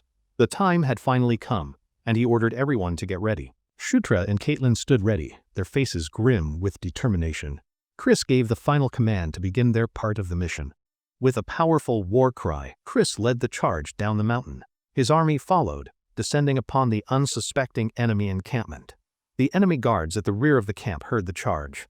They looked up in pure shock and terror at the surprise attack. Chris' forces, led by ferocious lycanthropes, smashed into the unprepared enemies. The second phase of the battle had begun with brutal efficiency. As the battle began, Caitlin yelled for Shutra to be careful. He shouted back, telling her to do the same as they split up. Shutra quickly consulted his holographic map. His game knowledge gave him a perfect layout of the entire enemy camp and its buildings. He and his orc warriors charged through the burning encampment. He ordered them to head straight for the enemy's main food storage. Karak, leading the charge, roared for his soldiers to kill every last one of the awful enemy bastards they could find. He fearlessly crashed into the enemy lines, his axe cleaving through a red-skinned orc with a single, brutal and powerful strike. The enemy orc, reeling from the powerful blow, roared in pain. He swung a clumsy and desperate punch at the powerful warrior. Before the punch could land, a dagger flew through the air. It struck the orc squarely in the head, dropping him instantly. A notification confirmed that Shutra had acquired a new skill. He had learned how to throw daggers just by watching the enemy. He allowed himself a small, confident smirk. Another very useful and practical skill had been added to his growing collection of abilities. Karak looked at his prince with amazement, asking when he learned that skill. Shutra brushed it off, saying it was nothing special. They arrived at the enemy's food storage building. Karak asked if their plan was simply to set the entire thing on fire, but just as they were about to attack, a horrifying thought struck Shutra. He suddenly realized that Felicia might be inside. He stopped his men with an urgent command. He declared that they had to find Felicia before they burned the building down. Shutra summoned his status screen, which also worked as a mini-map. He knew this was the only way to find her. He reasoned that Felicia should be marked as a neutral character. This meant her location would be visible on his special map. He spotted the unique marker on the map and pointed. He shouted for Karak to follow him, and his loyal guard obeyed instantly. They arrived at a heavily guarded tent and pushed aside the flap. He was sure that this had to be the right place. He stepped inside, but the tent was empty. He looked around frantically, wondering where she was, when a voice called his name. Shutra spun around, completely startled. He saw his older sister, Princess Felicia, standing right there in the middle of the tent. She was kneeling, bound by glowing red magic chains. She was a captive, but she was alive and conscious inside the tent. She looked up at him, her expression a mixture of confusion and surprise. She asked him what he was doing there. Shutra quickly knelt behind her, telling her to stay still. He began working on the magical chains that were binding her. He explained that the area was dangerous and they needed to leave. He also thought that rescuing her would be useful later. Felicia watched him as he worked on her chains. Her expression was completely unreadable, and she remained silent the entire time. After freeing her, they escaped the tent just in time. Shutra told her they needed to hurry and regroup with their siblings. Felicia stopped, her eyes wide with shock at his words. She asked if Chris and Caitlin were really here to rescue her. Her strange reaction made him ask if she hadn't expected them. She looked away, flustered, and stammered that it wasn't that. She began to explain that he wouldn't understand their family's problems. Karak then shouted a warning that more enemies were coming their way. Shutra quickly took charge, calling Felicia's name and telling her to hurry. A stunned Felicia agreed and followed his lead. She stared at his back as they ran through the chaos. She wondered when her little brother had started calling her by name. As Shutra ran, Felicia watched him go, a puzzled expression on her face. She seemed to sense something was very wrong. Suddenly she saw an enemy shaman preparing a sneak attack. She screamed a warning, but it was already far too late. A blast of fire magic slammed directly into Shutra's chest. He cried out in pure shock and pain as the spell hit him. He coughed violently from the searing heat of the spell. The powerful magic attack had burned him badly, and he was hurt. The enemy orc shaman stood triumphantly, his hands still smoking. Felicia screamed Shutra's name in absolute terror, believing he was gone. She and a nearby orc warrior could only stare in horror. The spot where their prince had been standing was now a bonfire. Felicia's face was pale with shock and grief. Her voice trembled as she called his name again, completely heartbroken by his death. The shaman, having dealt with the immediate threat, roared in victory. He then turned his menacing gaze toward the lone princess. Felicia's grief quickly turned to a cold and powerful fury. She glared at the shaman, preparing to fight him to the death. Before she could move, a massive explosion of fire erupted. The blast came from the spot where Shutra had just fallen. Felicia watched, completely stunned, as the shaman's silhouette vanished. She wondered what could have possibly caused the massive fiery blast. As the smoke cleared, Shutra stood in the flames, completely unharmed. A bow made of pure fire materialized right in his hands. A wide, confident grin spread across Shutra's face. He had somehow turned a fatal attack into a powerful new magical weapon. He immediately tested his brand new skill. He fired a volley of fire arrows into the ranks of the stunned enemy soldiers. He skillfully drew the magical bow, unleashing a powerful barrage. The flaming projectiles streaked through the air toward the enemy soldiers. The arrows all found their marks, striking several orcs. They exploded on impact, sending the enemy bodies flying through the air. Shutra laughed with pure manic joy at his new power. He couldn't believe that he was actually using real, powerful magic now. He continued his fiery assault, marveling at the incredible power. He was amazed, even though the skill was only at level 1. Just then, a wave of jagged ice erupted from the ground. It froze several of the nearby enemy soldiers completely solid. Shutra stopped his attack, staring in surprise at the massive wall of ice. It had appeared out of absolutely nowhere in the battle. From a nearby watchtower, a second shaman appeared. This one wielded a bow made of shimmering blue ice, looking very dangerous. Shutra watched in horror as the ice shaman took aim again. This time, he was pointing his arrow directly at Princess Felicia. Felicia, relieved to see him alive, rushed to his side, but Shutra shoved her back, screaming at her not to come closer. She stumbled back, looking at him with wide, confused eyes. She could not understand his sudden and very strange hostile behavior. Shutra ignored her completely, turning his gaze toward the sky. He braced himself for the incoming magical ice arrow attack. He lowered his head, a determined look in his eyes. He had a very specific and very reckless reason for his actions. An eager, almost greedy grin lit up his face. He declared that this powerful magical attack was his for the taking. The shaman's ice arrow struck him dead. Shutra was instantly engulfed in a massive explosion of freezing magical energy. A moment later, his entire body was encased in a thick tomb of ice. He was completely frozen solid by the attack. But inside the ice, he knew his plan had worked. His insane gamble had paid off exactly as he had planned it. Inside the ice, Shutra was momentarily stunned and disoriented. He was unable to process what had just happened to his body. The ice shattered, and he was thrown backward. He collapsed onto the dusty, battle-torn ground, feeling weak and very dizzy. A bright red notification warned him that his health was critically low. He clutched an ice dagger, realizing he was near death. He gritted his teeth, the pain a sharp reminder of his own mortality. He knew he couldn't survive another hit like that. A voice dripping with contempt called him a complete idiot. He looked up to see Felicia standing over him, looking very annoyed. With a blush of embarrassment, she demanded to know who had asked him to save her. Shutra stared, completely baffled by her words. She scolded him, calling him the weakest of their siblings. He realized she had completely misunderstood his very reckless actions and intentions. He stared at her in utter disbelief, his mind reeling. He tried to comprehend her bizarre and very confusing angry reaction. Her attention then shifted to the watchtower where the ice shaman had been. She asked him when he had learned magic. Shutra glanced up and saw the enemy shaman slumped over the railing. He realized Felicia had defeated him while he was frozen. The realization finally hit him with a jolt. She thought he had intentionally taken the arrow to save her from the attack. She looked at him with what seemed like genuine concern. She was still questioning him, but he remained completely speechless and confused.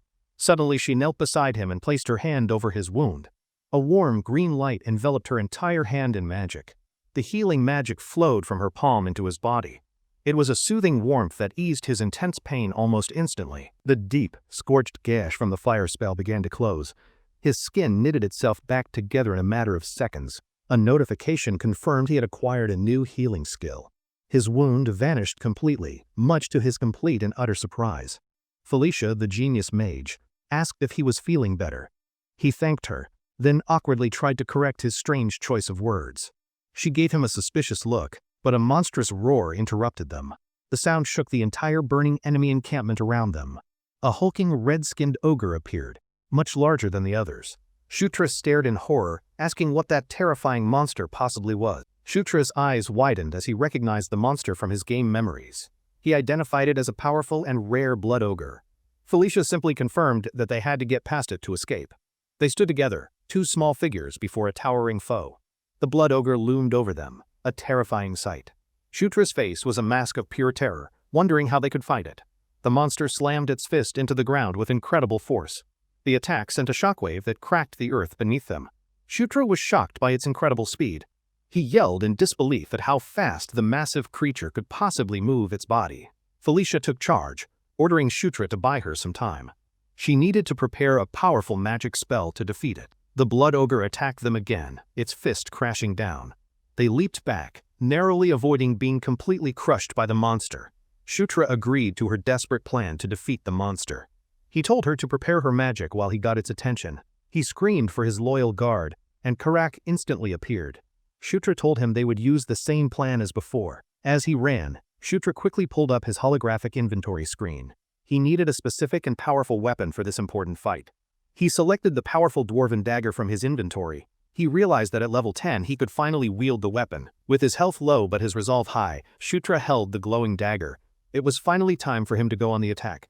He plunged the dagger into the ground, and a golden energy erupted. He activated a powerful skill to support his loyal guard. He leaped high into the air, calling out the name of the skill. Below him, Karak was enveloped in the same golden light. Karak's face was a mask of pure determination. His body was now empowered by his young prince's mysterious and powerful magical ability. He let out a ferocious war cry, his eyes blazing with power. He prepared to face the monstrous blood ogre all by himself. The hulking blood ogre stared at the small orc. It was momentarily confused by the sudden surge of power it was sensing. Rock, empowered and completely fearless, charged directly at the towering monster. He closed the distance between them in a single, fast instant. The blood ogre swung its massive fist, but Karak dodged the blow. He leaped over the attack with incredible and impossible agility.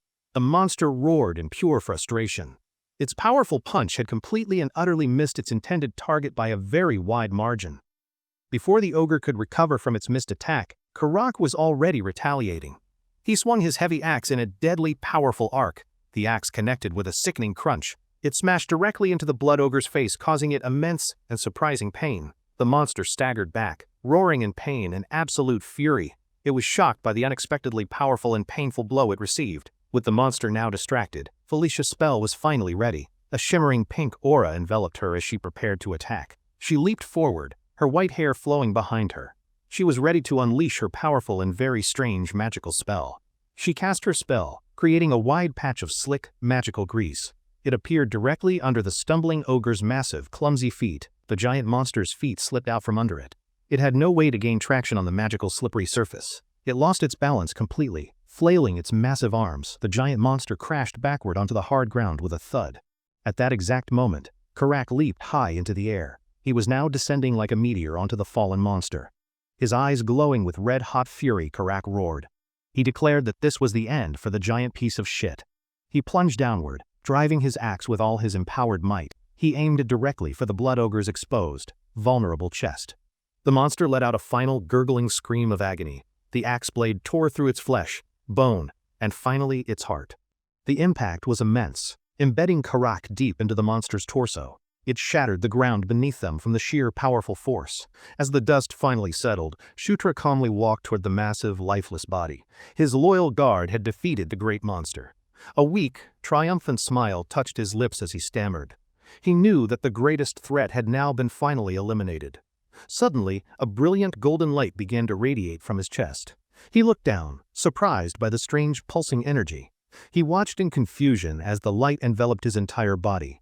A familiar system window appeared right before his very eyes. The notification displayed the words he had been waiting to see. He had finally reached the critical milestone of level 10. A second notification announced that his unique protagonist skill had also leveled up. He felt a powerful new energy flowing through him. A shadow fell across his eyes, and a wide, confident grin spread across his face. He had achieved his crucial goal. A final notification informed him that he had gained a new passive ability. He eagerly wondered what new gift he was about to get.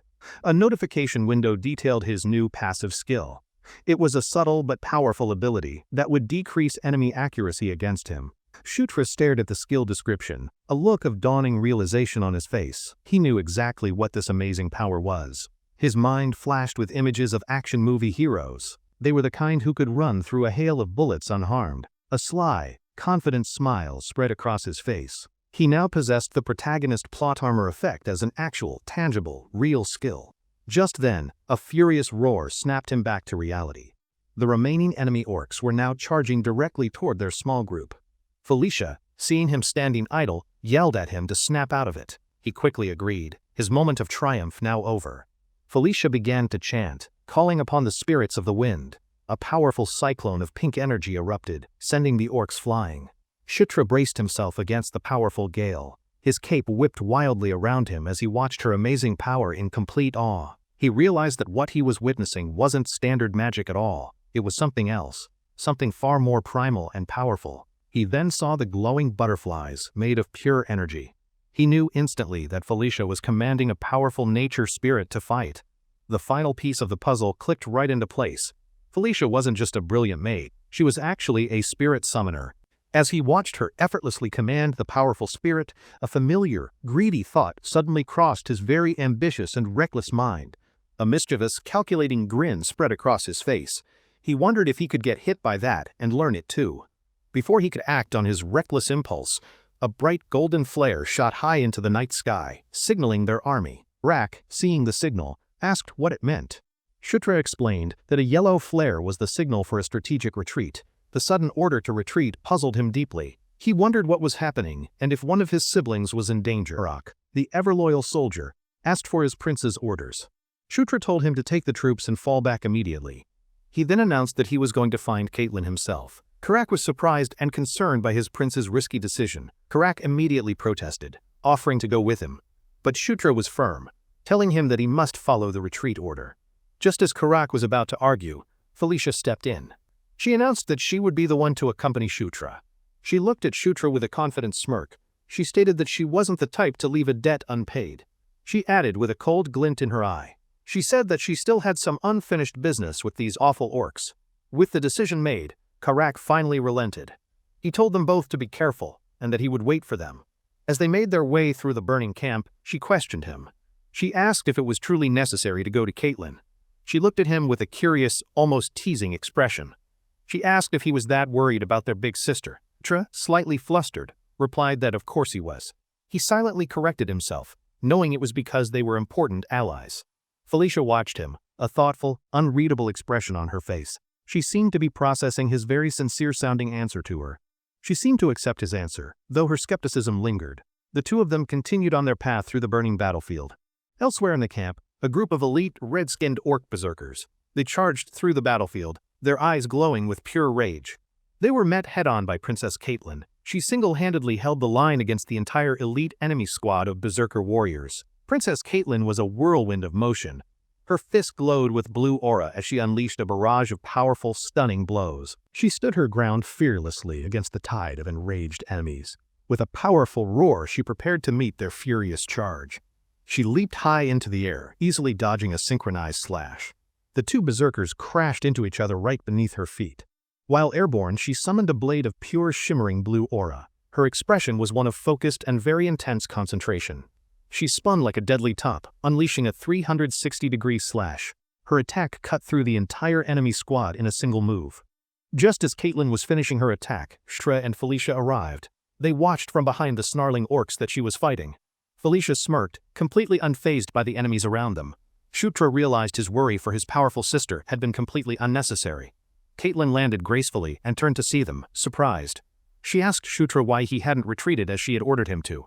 Caitlin looked at him, very confused by his appearance. She was about to question him further about why he was here. But before she could speak, she saw Felicia standing beside him. Her expression changed completely, from confusion to pure, unadulterated shock. Forgetting everything else, Caitlin rushed forward. She threw her arms around Felicia in a tight and very emotional hug of relief. She held her sister close, her eyes squeezed shut with relief. She told Felicia how incredibly glad she was that she was safe. Felicia, caught off guard by the affection, blushed. She awkwardly patted her sister's back, telling her not to worry so much. Shtra watched the heartfelt reunion with a small, knowing smile. He remarked on how close the two of them seemed to be. His attention was then drawn to his minimap. It showed a large group of enemy forces moving back toward their position. Caitlin saw the map and realized the danger. She ordered an immediate retreat, telling Shtra to lead the way to safety. They made their way back to the dwarven portal chamber. The rest of their forces were waiting patiently around the glowing gateway. The three siblings emerged from the portal's light. They stepped back into the safety of the ancient chamber, their mission a success. Caitlin explained to a surprised Felicia that it was Shtra who had found the portal, praising his huge contribution to their victory. While Shtra was speaking with Karak, Felicia watched him from a distance. She wondered when her little brother had changed so much. Just then Prince Chris appeared, his powerful presence silencing the room. He acknowledged their safe return from the dangerous, fiery battlefield. Caitlin called out to him, her voice bright with joy. She was clearly very happy to see her older brother again.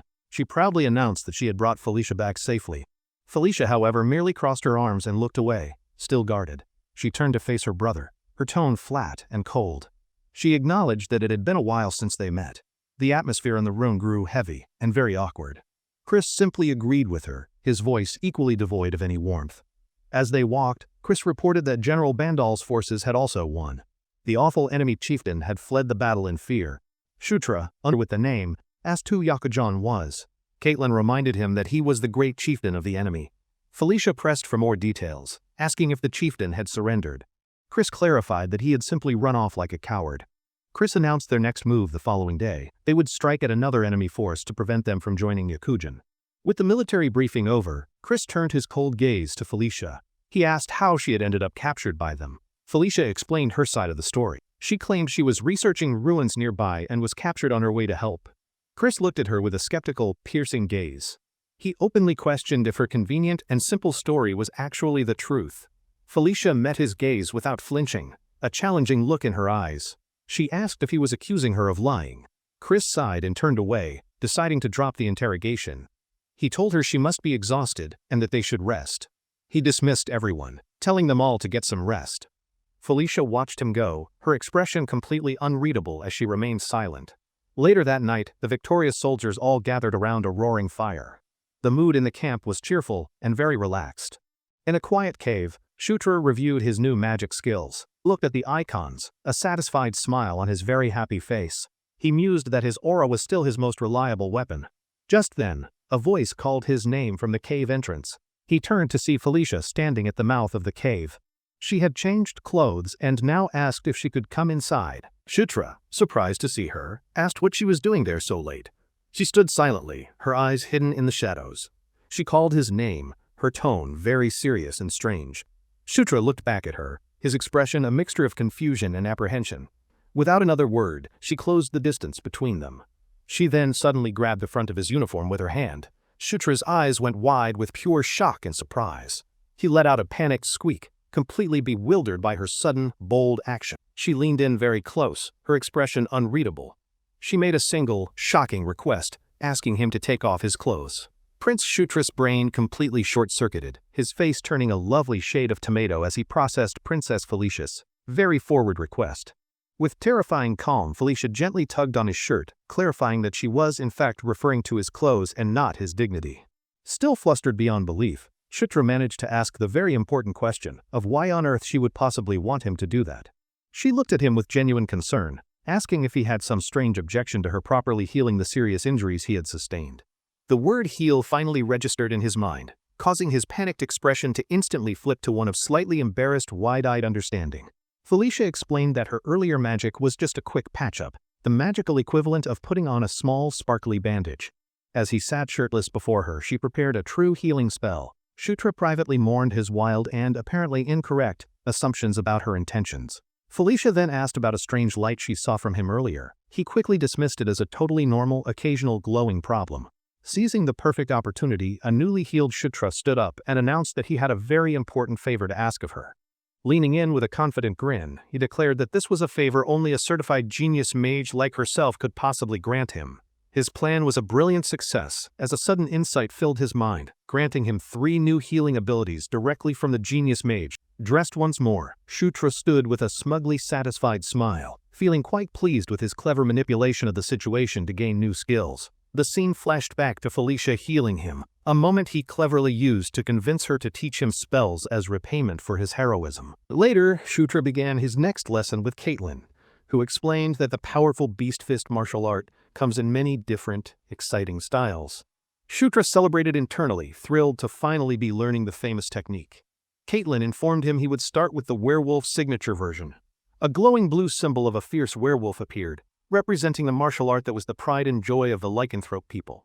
He realized this specific style was the foundation for an even greater technique, a clever first step on his path to becoming ridiculously strong. Caitlin held a ball of glowing energy, explaining they would start by learning to control his internal aura. Shutra eagerly prepared to begin. He closed his eyes to focus, and a powerful blue aura immediately erupted around him, proving he was a natural at looking cool. Shutra focused all of his concentration on the swirling power within him, feeling the very essence of his own formidable life force. A diagram showed how aura, the power of life, flows through the body and becomes the very power of the soul when mastered. With a new, deeper understanding of his own energy, he clenched his fist with intense determination, ready to master this power completely. Suddenly, a brilliant golden light filled his vision, signifying a major breakthrough in his personal development and overall awesomeness. He was suddenly aware of a new passive skill had acquired, something called the protagonist's physique. He found this development understandably surprising. He learned the new skill would dramatically boost his training speed, and would unlock even more special traits as it grew stronger over time. Shutra's eyes widened in shock as he realized he had just stumbled upon another ridiculously overpowered skill, which was becoming a happy habit.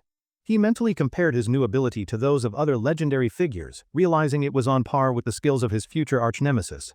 The fact that the skill would unlock new functions as it leveled up meant it was a system designed for continuous, incredible growth. A wicked grin spread across his face as the immense potential of being the story's main character truly began to sink in. He clenched his fists, reveling in the awesome feeling of his newfound power, only to be interrupted by someone calling his name. Caitlin's sharp voice snapped him out of his power fantasy, telling him to get his head out of the clouds. He quickly apologized. Standing apart in the cavern, Caitlin announced their real training was about to begin. Shutra confirmed he was absolutely ready for more power-ups. In an instant, his fists were wreathed in crackling white energy, and he understood that he had already acquired the Beast Fist skill. Caitlin looked on, genuinely impressed by how quickly he had mastered the basics. Shutra just tried to look cool and not too surprised. He stared at his own glowing hands, realizing with a thrill that they now felt less like hands and more like deadly weapons. Just as Caitlin was about to teach the next technique, a soldier rushed into the cave, frantically calling for the princess with urgent news. The soldier declared an emergency, and the training session came to an abrupt end as both Shutra and Caitlin turned with serious expressions. In the War Council tent, a grim Prince Chris delivered the terrible news that the enemy's entire troop contingent had completely and mysteriously vanished. Gathered around the map, Caitlin, Felicia, and Shutra all reacted with collective shock, unable to believe the enemy had just disappeared into thin air. Chris correctly guessed that their plan had been discovered by that cunning bastard Kairam. A worried Caitlin asked what they should do now. Pointing to the map, Chris relayed new intelligence, showing the likely spot where their enemies were planning to regroup and cause more trouble.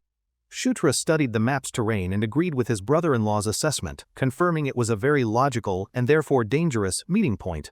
With grim determination, Chris announced their new strategy. They would immediately go and join forces with the powerful General Vandal and his army. He declared their intention to wage an all-out war, joining their main subjugation force to crush the Red Thunder tribe once and for all. Upon arriving at the massive army camp, the group was greeted by the formidable red-skinned orc commander, General Vandal, who welcomed Prince Chris.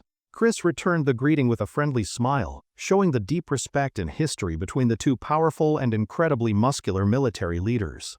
After Vandal assured Chris that his men were safe, Shutra quietly watched the leaders interact, already plotting his next move as usual. A small, knowing smile appeared on Shutra's face as he observed the orc general he knew so well from his past life. He remembered that General Vandal was one of his favorite characters to use in the game, making his stern face feel oddly familiar. Stepping forward with the confidence of someone who knows all the cheat codes, Shutra formally introduced himself to the towering orc general.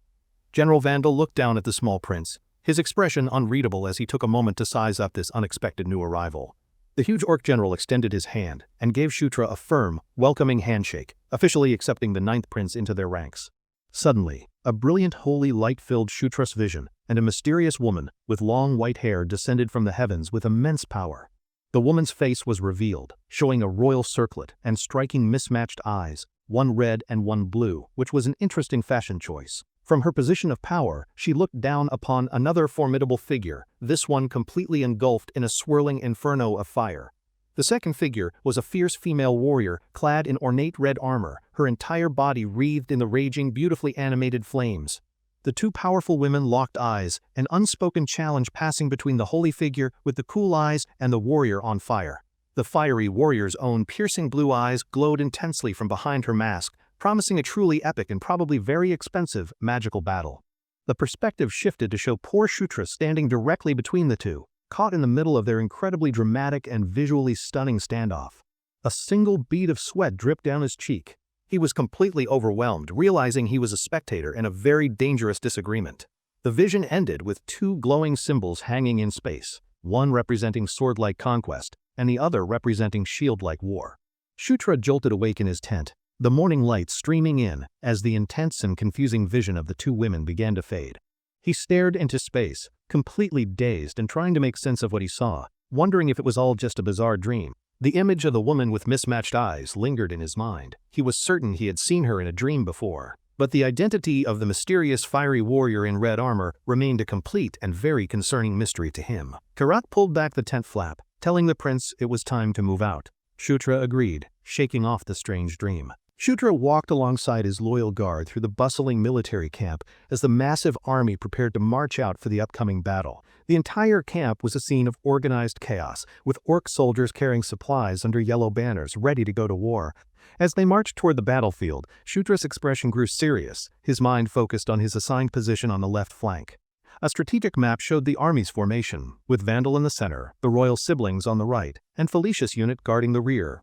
Time passed as the great army marched onward, the sky shifting to a fiery, ominous red that perfectly matched the mood for imminent battle. Before he knew it, he was standing in the middle of a vast battlefield, a nervous smile on his face at the sheer scale. He was just a small figure in a sea of thousands of allied orc and lycanthrope warriors, which was both inspiring and incredibly intimidating. At the head of the army, the mighty General Vandal raised his voice, ordering his thousands of troops into their final combat formations. Vandal's face was a mask of pure fury as he promised to teach the enemy bastards a painful lesson they would not soon forget. With a final, thunderous roar, he raised his axe and commanded the entire army to advance, their battle cries shaking the very earth. Across the field, the enemy Red Thunder tribe charged forward to meet them, a red wave of destruction ready for a glorious clash. The enemy chieftain, a massive orc with a cruel grin, let out a deep, wicked laugh, far too confident in his coming victory. Without warning, massive explosions suddenly ripped through the front lines of Vandal's charging army, sending soldiers flying through the air. The enemy chieftain's confident laughter died in his throat, replaced by a look of complete shock as he tried to understand the chaos.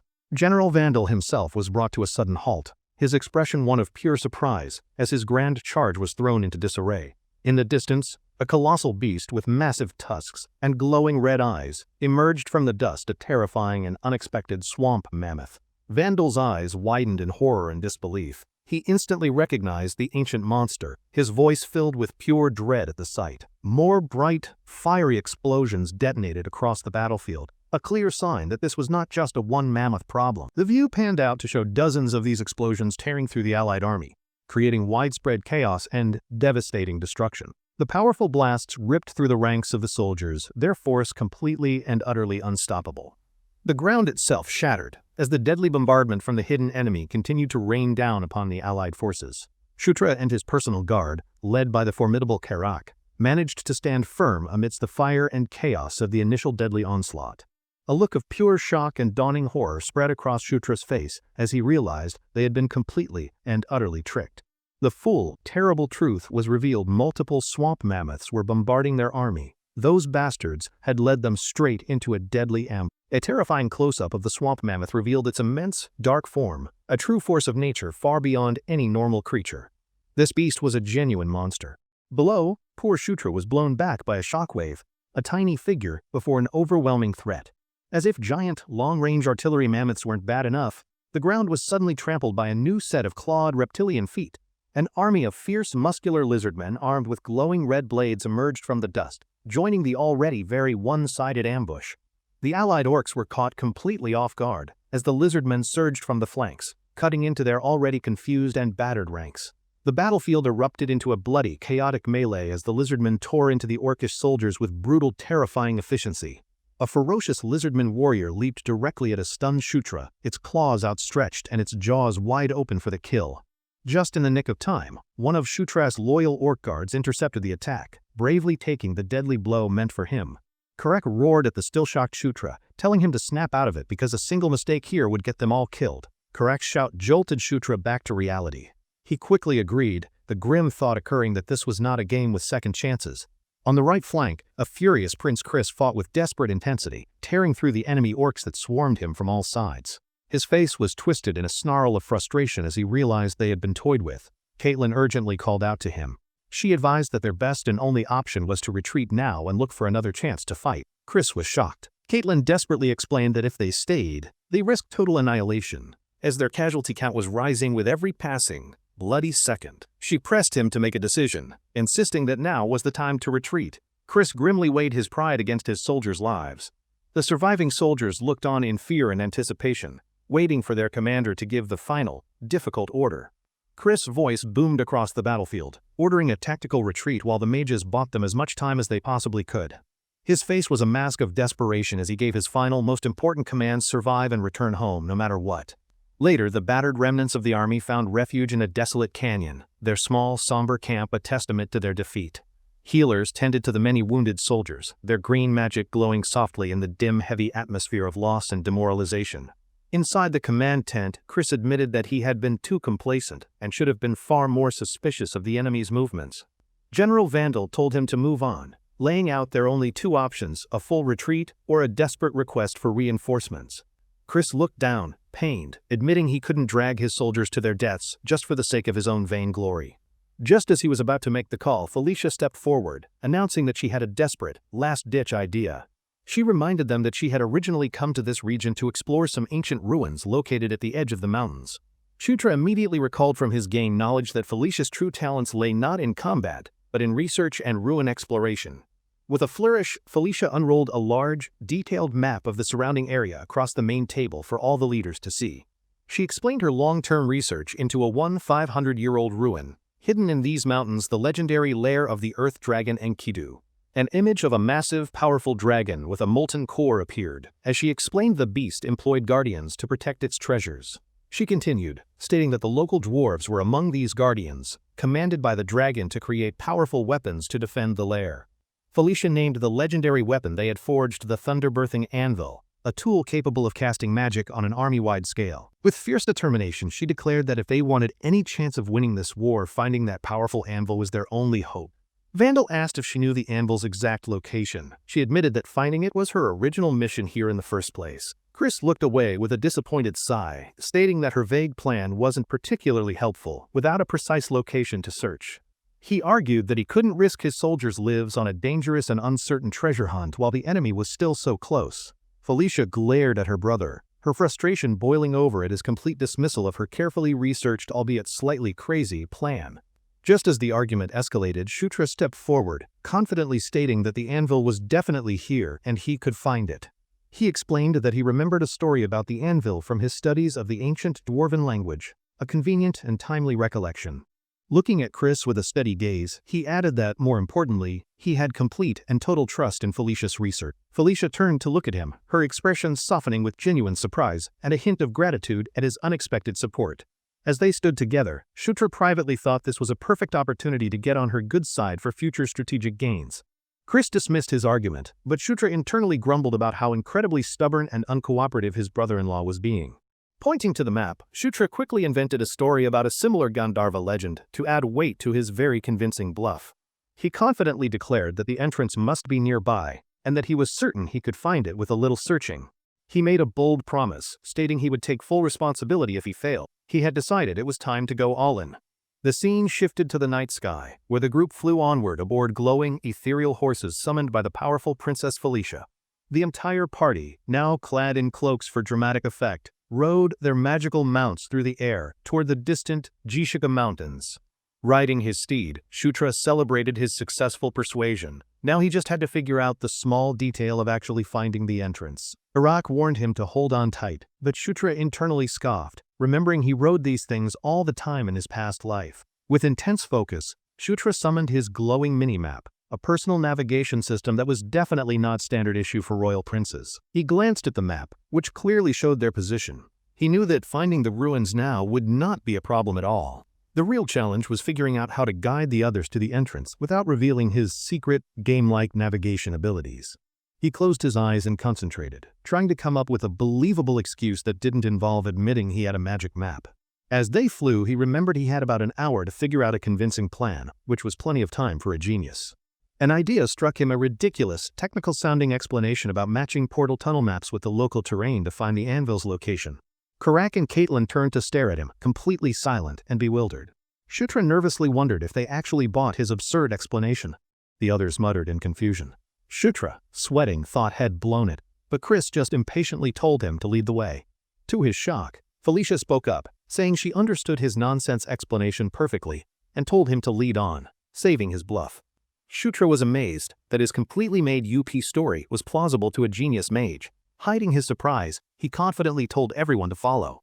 As they flew onward, Felicia watched him with a thoughtful, slightly suspicious expression, clearly wondering what his deal was. After they landed, Karak looked around skeptically, stating that they had followed the prince all this way to a very unpromising location. The group stood before a massive, sheer rock wall, a complete and total dead end with no obvious path forward. Karak questioned if this was the right place, since it didn't look like an entrance. Shutra just let out a confident, mysterious chuckle. He cryptically asked who said anything about finding an entrance, a statement which only served to leave his loyal guard utterly confused. Shutra then turned to Caitlin, asking if she would be so kind as to break through the solid rock wall for them. Though hesitant, Caitlin agreed to give it her best shot. Felicia watched them, a look of realization dawning on her face. Felicia voiced her suspicion, asking if he meant the legendary anvil was hidden deep inside the cliff itself, which was a wild theory. With a sly grin, Shutra continued his bluff, explaining that his calculations showed this route would bypass all the dungeon's dangerous guardians. Felicia immediately scolded him, calling him an idiot for thinking Caitlin could smash through solid rock with just her bare fists. She sarcastically asked if he thought her sister was some kind of living siege weapon. A flustered Shutra asked how else they'd get through. A brilliant blue energy began to swirl in Felicia's hands as she prepared to solve the problem with her usual, explosive grace. With a wicked grin, she explained that ruin explorers were also masters of demolition, a very useful and intimidating secondary skill set. She unleashed a massive, concentrated blast of energy, launching it directly at the cliff face with the intent to make a new door. The spell impacted the wall with tremendous force, sending deep cracks spiderwebbing across the ancient, solid stone. A huge explosion tore through the cliff, blowing a massive, gaping hole and revealing a dark, previously hidden passage leading deep inside. The group stood in the newly formed entrance, dust and rubble settling around them as they stared into the mysterious, ancient ruins. Felicia stared in utter disbelief, a bead of sweat on her face as she struggled to accept that his ridiculous plan actually worked. Looking into the ancient chamber, she turned to Shutra, stunned that his nonsensical bluff had somehow led them to the exact right place. Inside, Karak pointed to a large, sealed dome, asking if the anvil was inside. Shutra confirmed it was the final, very dramatic safeguard. Karak suggested they just smash it open, but Shutra immediately stopped him, warning that they could accidentally damage the very important artifact inside. Felicia studied the dome, concluding there had to be a specific, non-smashing puzzle or mechanism to open it safely and with style. She turned her attention away from the dome and scanned the surrounding hall, her keen eyes searching for any clues to the puzzle. Her eyes landed on a series of large, armored statues, noting that of the 9 total, 6 were conspicuously missing their weapons. Caitlin caught on, asking if they were supposed to arm the remaining statues. Felicia, however, doubted the solution was quite that simple. Felicia identified the weapons as dwarven-made, deducing they needed 6 more. Caitlin wondered where they would find 6 dwarven swords.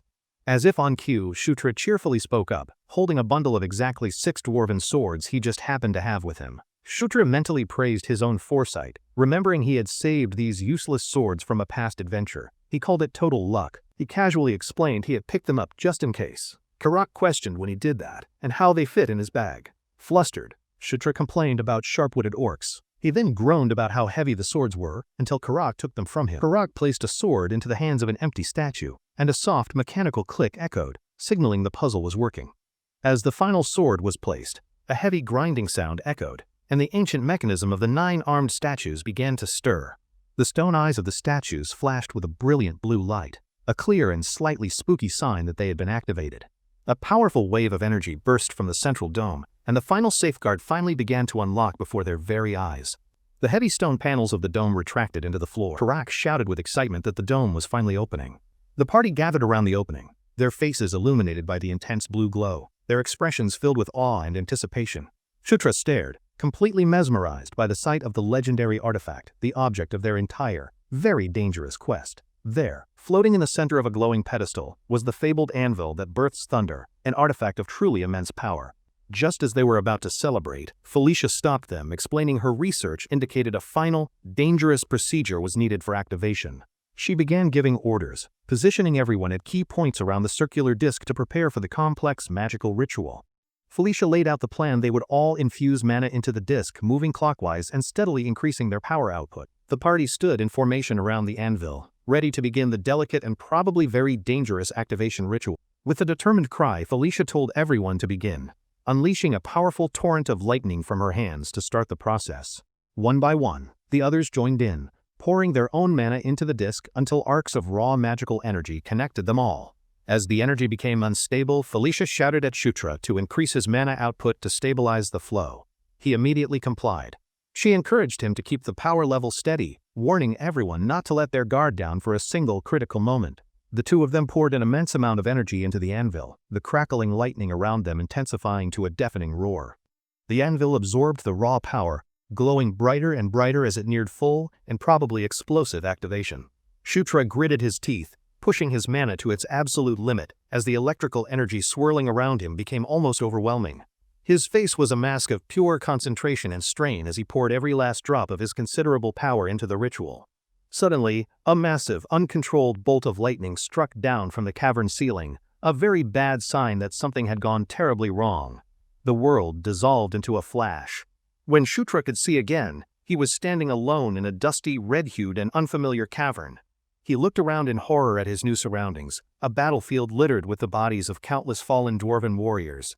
A massive, clawed foot slammed into the ground nearby, shaking the earth and announcing the arrival of something very large and very angry. Shutra took in the full, horrifying scene of the complete and utter slaughter that had taken place in this cavern long ago. He stammered, trying to understand what he was seeing, as a deep, ancient voice echoed, addressing its loyal and very dead retainers. He heard a sound from high above and looked up, his heart pounding with a new and very profound sense of dread. He was no longer alone. The dead dwarven warriors were now standing, alive once more and staring up at the sky in terror. His eyes widened as he saw what they saw, a monstrous winged shape descending from the darkness of the cavern ceiling. A massive, terrifying dragon with glowing red eyes swooped down toward them, its silhouette blotting out the fiery, ominous sky. The legendary earth dragon Enkidu let out a deafening roar, commanding its guardians to protect its nest from all intruders, including him. In the fiery vision, Shutra stared defiantly at the dragon as its ancient voice spoke of a gatekeeper between the mortal realms. The monstrous face of the lava dragon filled his vision, its voice booming as it commanded its guardians to stand and fight. Shutra's consciousness was thrown back into his own body, and he collapsed onto the cold stone floor, completely drained from the ordeal. He gasped for air, his eyes wide with lingering terror from the vision that felt far too real for his comfort. The image of the massive black dragon was burned into his mind. He shakily confirmed that it was the legendary earth dragon Enkidu. He looked up to see Felicia asking him if he had also seen the very vivid and frankly terrifying draconic history lesson.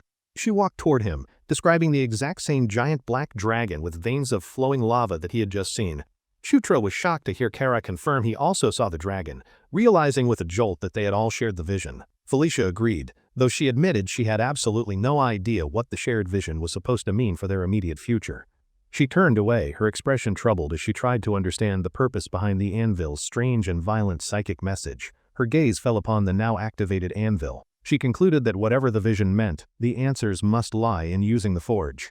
She stepped up to the anvil, its surface still crackling ominously with leftover blue energy from their intense ritual. As she cautiously reached for the anvil, a strange, dark liquid began to seep from the ancient metal, like it was bleeding shadows.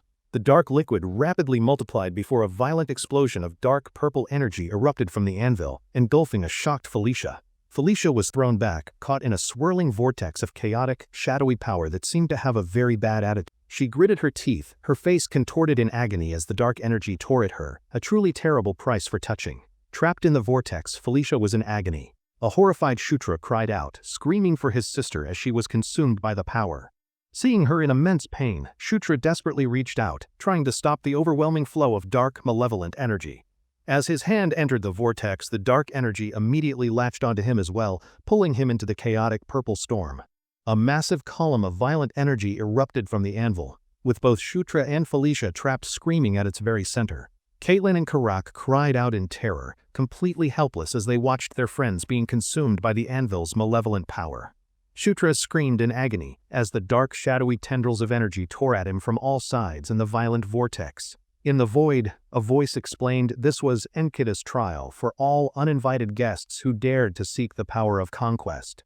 The voice defined conquest as the act of ruling, just as the purple energy intensified and gathered around the anvil with explosive force. The blast subsided, leaving Caitlin and Karak standing in a chamber now filled with swirling shadows and a distinct lack of princes. A mysterious, pulsating crystal heart, wrapped in dark energy, now lay on the floor where Shutra and Felicia had just been standing. A figure knelt before the heart, reaching out as a dark, twisted weapon began to materialize from the shadows around the crystal. The figure was revealed to be Shutra, now with black streaked hair and a pulsating energy over his eye. He looked terrifyingly different. The scene shifted far away, back to the desolate canyon where the battered remnants of the Allied army were still camped. High above the camp on a cliff edge, a lone, mysterious figure appeared, silhouetted against the night sky as they watched the soldiers. The figure was a red-skinned orc scout, peering through a spy from the clifftop to get a good look at the camp below. He saw the unsuspecting soldiers gathered around their fires and sneered, thinking them absolute fools for believing they could hide from his army. The scout knelt before his imposing leader, asking if they should launch an immediate and devastating surprise strike on the camp. The leader was revealed to be the great chief of the Red Thunder tribe, Yakuzan, a ruthless and intimidating warlord. A cruel smile played on that fucking monster Yakuzan's lips as he considered the delightful prospect of slaughtering the weakened army below. Standing before his massive army and their swamp mammoths, he gave the order to go and clean up the remaining pathetic stragglers.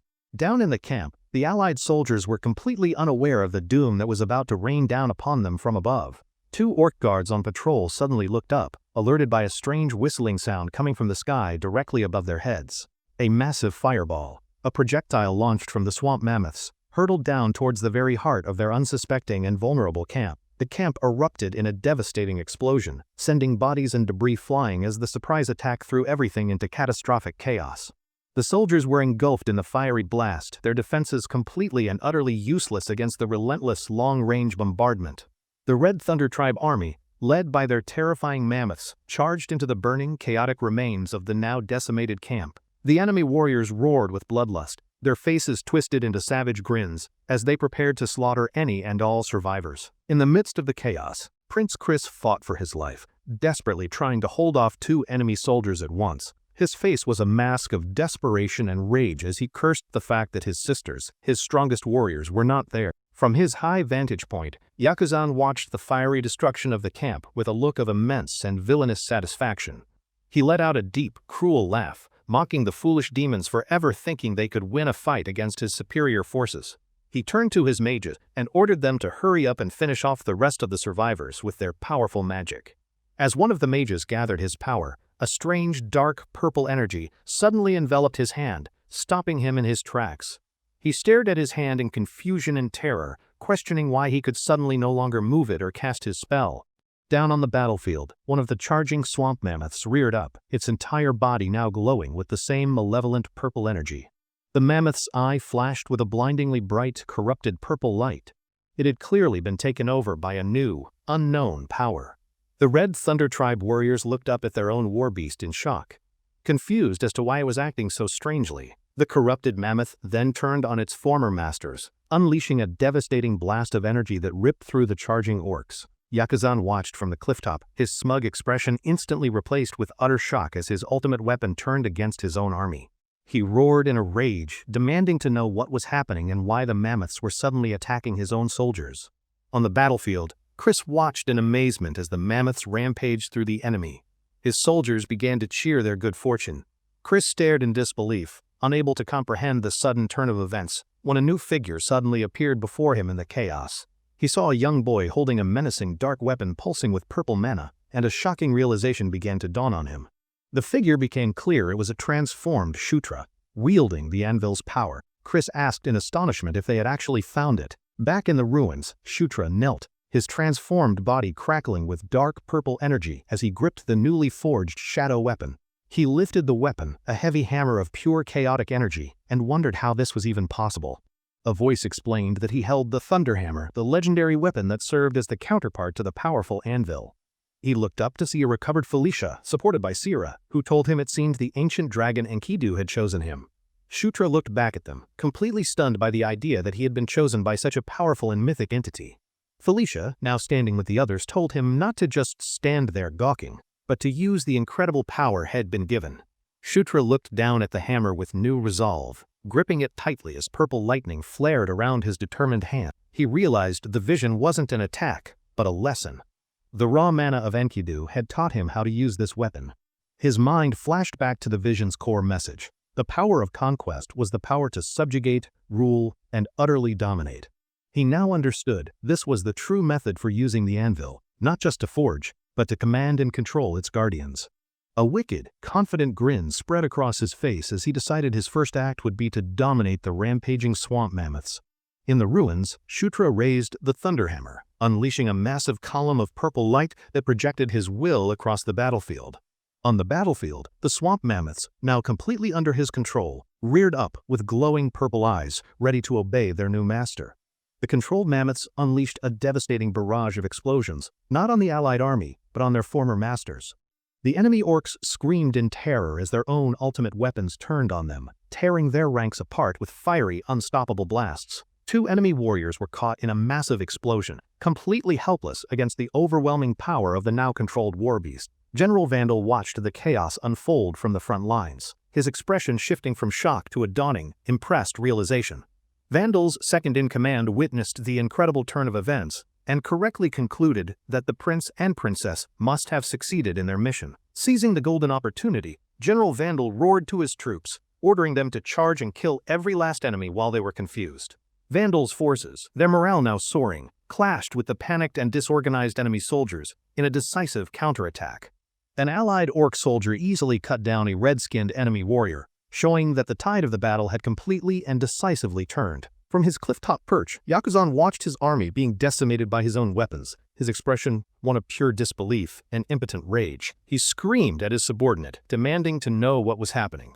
The terrified soldier had no answers, only fearful questions of his own. The subordinate advised a tactical retreat, but Yakuzan reacted with fury, enraged at the very suggestion of running away from the battle. Before he could argue, a massive explosion erupted right beside them on the clifftop, heralding the arrival of a new challenger. Prince Chris landed before them, his body radiating power, having leaped up the entire cliff face to confront the enemy leader directly. Chris looked at the stunned orc chieftain with cold fury, informing the monster that his reign of terror was officially at an end. That cowardly bastard Yakuzan, now filled with desperation, offered a quick death if Chris surrendered, a truly laughable threat at this point. Yakuzan roared that he would tear Chris apart and raised his massive axe for a final, desperate, and ultimately futile attack. Chris' eyes glowed with brilliant blue light. He was completely calm and focused, ready to end this battle once and for all. With a roar, Chris unleashed his powerful beast fist, a whirlwind of slashing energy strikes that completely overwhelmed Yakuzan's clumsy defenses. The final, decisive blow landed, and Yakuzan's decapitated head hit the ground with a heavy, satisfying thud. The battle was officially over. Yakuzan's remaining soldiers saw their chieftain fall and immediately broke ranks, fleeing in terror. Chris stood victorious over the remains of his foe. Chris wiped the blood from his hand, breathing heavily but satisfied. He noted that now all that remained was to clean up the leftovers. He looked over his shoulder, admitting to himself that his forces would have been in real trouble without Shutra and Felicia's timely intervention. Chris looked up at the sky, a thoughtful and slightly worried expression on his face as he thought about his younger siblings. He wondered if they were okay after wielding such immense and dangerous power. Back in the ruins, a magical screen showed the victory. Iraq stared at the screen, confirming it was a real-time view. A pale Felicia explained the anvil could control all of the guardians. Sira supported the exhausted Felicia, who struggled to speak but managed to say that because of the anvil, the enemy was. She couldn't finish her sentence, her body trembling with exhaustion, as she whispered that the Red Thunder tribe was completely defeated. Felicia's strength finally gave out, and she collapsed into unconsciousness. Sarah caught her just in time, preventing her from falling. Caitlin rushed to her side, frantic with worry. A barely conscious Felicia reassured them that she would be fine after a short rest. As the group decided to find a place for Felicia to rest, they suddenly realized that someone very important was missing from their party. The chamber was empty except for their small group. Shutra, the hero of the hour, was nowhere to be found. Elsewhere, in a peaceful forest, Shutra sighed in relief.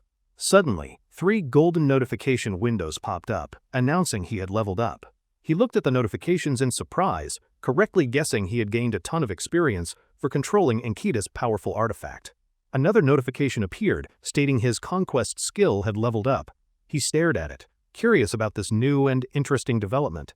He opened his skill menu, discovering his conquest skill had also leveled up his King's Banner ability and granted a new summoning skill. He smiled to himself, realizing with delight that his main skill automatically leveled up his other abilities, which was a fantastic feature. He examined the new King's Knight's skill, guessing from its name that it was likely some kind of very cool summoning ability. His thoughts were interrupted as a familiar voice called out his alias, Stratus, from nearby in the quiet, peaceful forest.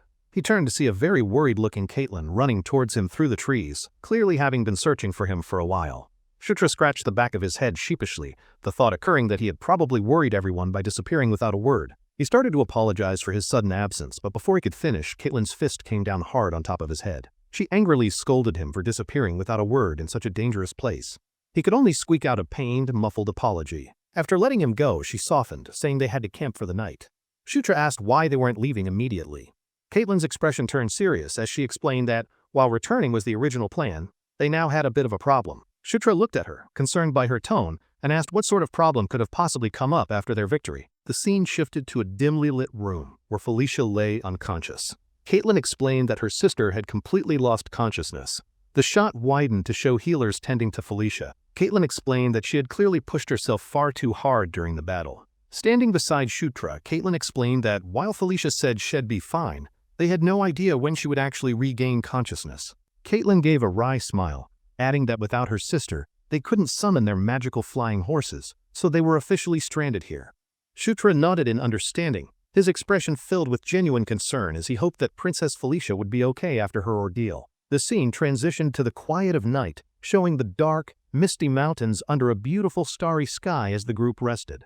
Later that night, the others were exhausted and asleep. Only Shutra remained wide awake, sitting alone and keeping watch in the silent ruins. He sat against a pillar with his arms crossed, looking incredibly bored and restless as he waited for morning to finally arrive. A thought crossed his mind thanks to his multiple-level UPS, his health and stamina had fully recovered, which explained his current restlessness. He sighed, wondering if he really had to just sit around and wait like this until morning, which sounded terribly boring. Suddenly, an idea sparked in his mind, his eyes widening with a renewed sense of energy and a healthy dose of mischief. He remembered that he was in an ancient ruin, and such places were always filled with hidden weapons and fabulous treasures. He also considered the downside dungeons like this were always protected by various traps and powerful shadowy guardians with glowing red eyes. He glanced down at the dark, powerful thunderhammer resting on his lap, the key to his brilliant and reckless new plan. A mischievous idea formed in his head. The guardians were for intruders, but what if he was now the official ruler of the ruin? He recalled the key limitation of his new power: the anvil and hammer's true strength could only be used within this specific ruin. A wicked grin spread across his face. He realized that inside this dungeon his power was absolute. He had a free pass. With a new plan in mind, he walked over to the loudly snoring Karak, who was completely oblivious to the impending adventure. He knelt down and gently tried to wake his loyal protector, who groggily and quite loudly stirred from his very deep sleep. With a sly smile, Shutra told the sleepy orc to get up and come somewhere with him, because adventure waits for no one. The two ventured deeper into the ruins, their path lit by the ancient, flickering torches that lined the cold stone walls. Karak followed nervously, but Shutra brushed off his concerns, reminding him that as the ruler of the ruins, there was nothing to worry about. Shutra pushed open a massive stone door, enticing his hesitant guard by reminding him that a ruin like this must contain decent weapons. But as the door swung open, Karak let out a sudden, terrified gasp at the sight that HH greeted them inside the chamber. He stammered a warning to the prince about a huge monster inside. Before them lay the defeated form of a massive, winged golem. Shutra calmly identified the creature as an arc golem, telling Karak to just think of it as an incredibly strong but currently deactivated guy. Karak broke into a cold sweat, realizing this guardian would have killed them. Shutra told him to stop being so pessimistic. Karak defensively shouted that he was not a coward, just cautious. Shutra just laughed at his loyal and very loud protector. They walked past the deactivated golem and found another large, arched doorway at the far end of the quiet, dusty chamber. Karak pushed the door open and shouted with pure, unadulterated joy. He had discovered a treasure vault overflowing with gold and equipment. He excitedly held up a gleaming golden breastplate, exclaiming that it looked like some very high-quality and expensive armor. Shutra's eye glowed as he appraised the item, confirming that he could feel a subtle magical power emanating from the excellent armor. Karak's eyes went wide with pure joy and disbelief as Shutra casually offered him the incredible set of magical armor. Shutra explained the armor was far too big for him anyway. In the background, a proud Karak admired his fantastic new gear. As Karak celebrated, Shutra's attention was drawn to a small, ornate chest on a table, surrounded by a few scattered gold coins. He picked up an ancient gold coin, admiring the dragon emblem, before deciding to start gathering useful items for his personal inventory. While looking through the shelves, he generously told Karak to take anything else that he thought might be valuable or particularly shiny. His eyes landed on another large, sturdy-looking treasure chest in the corner, and his natural curiosity was immediately piqued by it. He knelt down and reached for the large chest, wondering what secrets and treasures it might hold for him to discover. Before he could open it, a loud mechanical sound ground from the wall beside him, and he whipped his head around, startled. He watched in shock as a section of the wall slid away, revealing a hidden door emitting an ominous purple glow. He stared into the darkness, realizing with a thrill that he had just discovered a secret space hidden within the treasure vault. A huge, excited grin spread across his face, his eyes sparkling with anticipation as he sensed something truly special was hidden here. He stepped confidently into the glowing purple corridor, his boots echoing on the ancient stone floor as he ventured into the unknown. After a short walk down the narrow corridor, the passage opened up into a massive, impressive, and very circular chamber. His eyes scanned the room and locked onto something in the very center, his breath catching in his throat at the sight. Floating above a grand pedestal was a single, ornate gauntlet, radiating an immense and very familiar purple aura of incredible power. He recognized the mana instantly. It was the raw, untamed power of the Earth Dragon, a power he now knew intimately. Though he had never seen it before, the name of the legendary dragon came to his mind instinctively and without conscious thought. He identified the artifact with absolute certainty, his heart pounding with excitement. This was the legendary lost gauntlet of Enkidu. The specific, powerful name of the legendary item echoed in his mind, a name that promised immense strength. Earthshaker. He stood before the floating gauntlet, the purple flames of its powerful aura casting long, dancing shadows across the grand chamber. He felt an undeniable connection to the artifact, identifying it as the signature weapon of the legendary Knight of Conquest. He took a step forward, drawn in by the immense power. He felt as though the gauntlet itself was calling directly to him. He reached out his hand and gently touched the ancient artifact, preparing himself for the surge of power he expected to receive.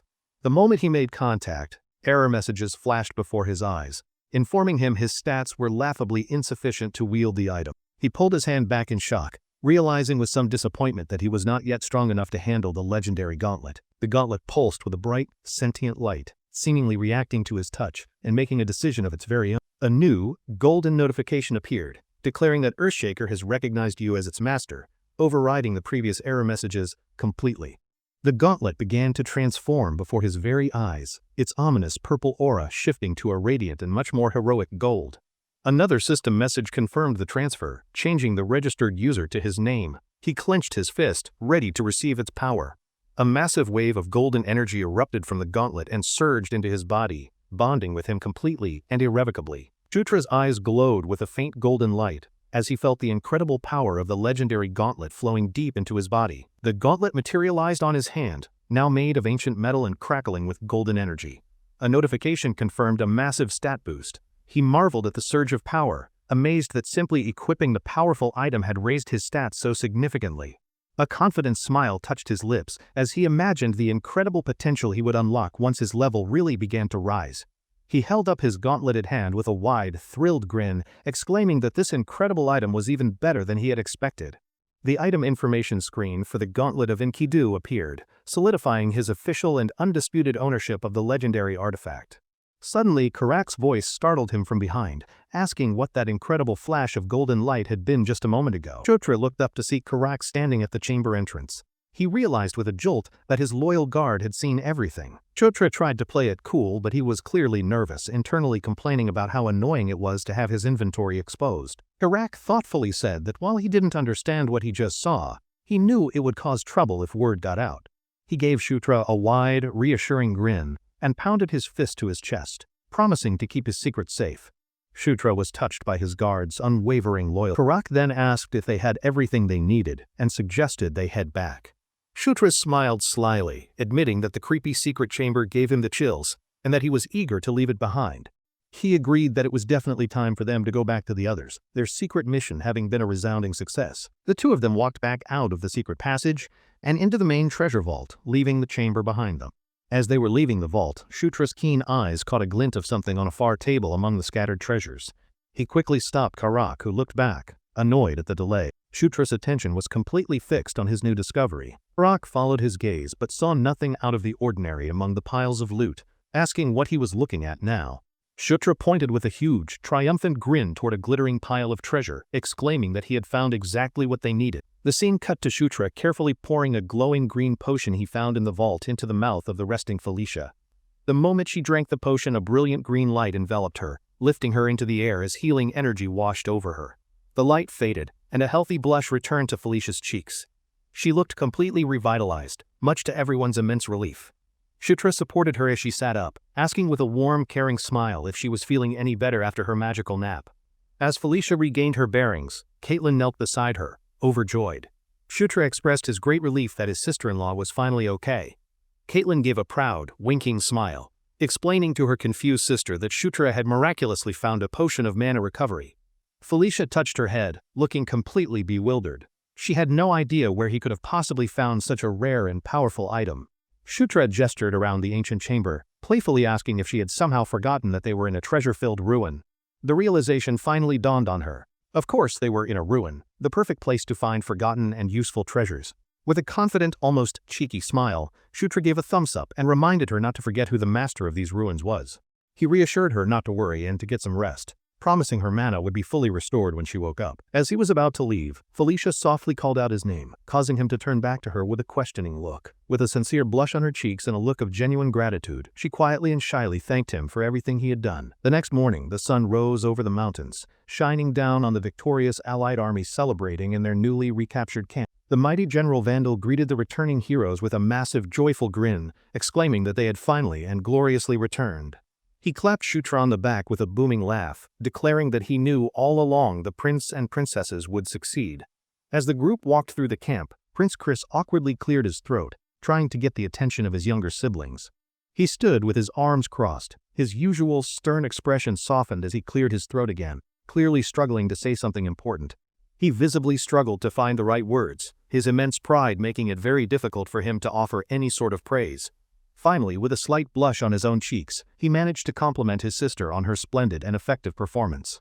Felicia flipped her hair back with a proud, confident air, casually dismissing her brother's rare and hard-won praise as if it were nothing. Shutra watched her with a playful smirk, privately thinking about how incredibly smug she was acting in her moment of victory. Chris then told her to get some rest, as his forces would finish things up. A surprised Shutra asked if it wasn't over. Chris explained that remnants of the enemy were still out there, and that they would be dealt with within the next 2 weeks. Shutra's eyes lit up at this news, as he immediately and happily calculated that this meant he got a 2-week vacation. Before he could celebrate, Caitlin appeared behind him, whispering playfully in his ear about his ridiculous idea of a vacation. Shutra's face flushed bright red as she leaned in close, her teasing tone making him completely and utterly flustered. With a beautiful, knowing smile, Caitlin waved goodbye, reminding him that he still had plenty of very important work to do.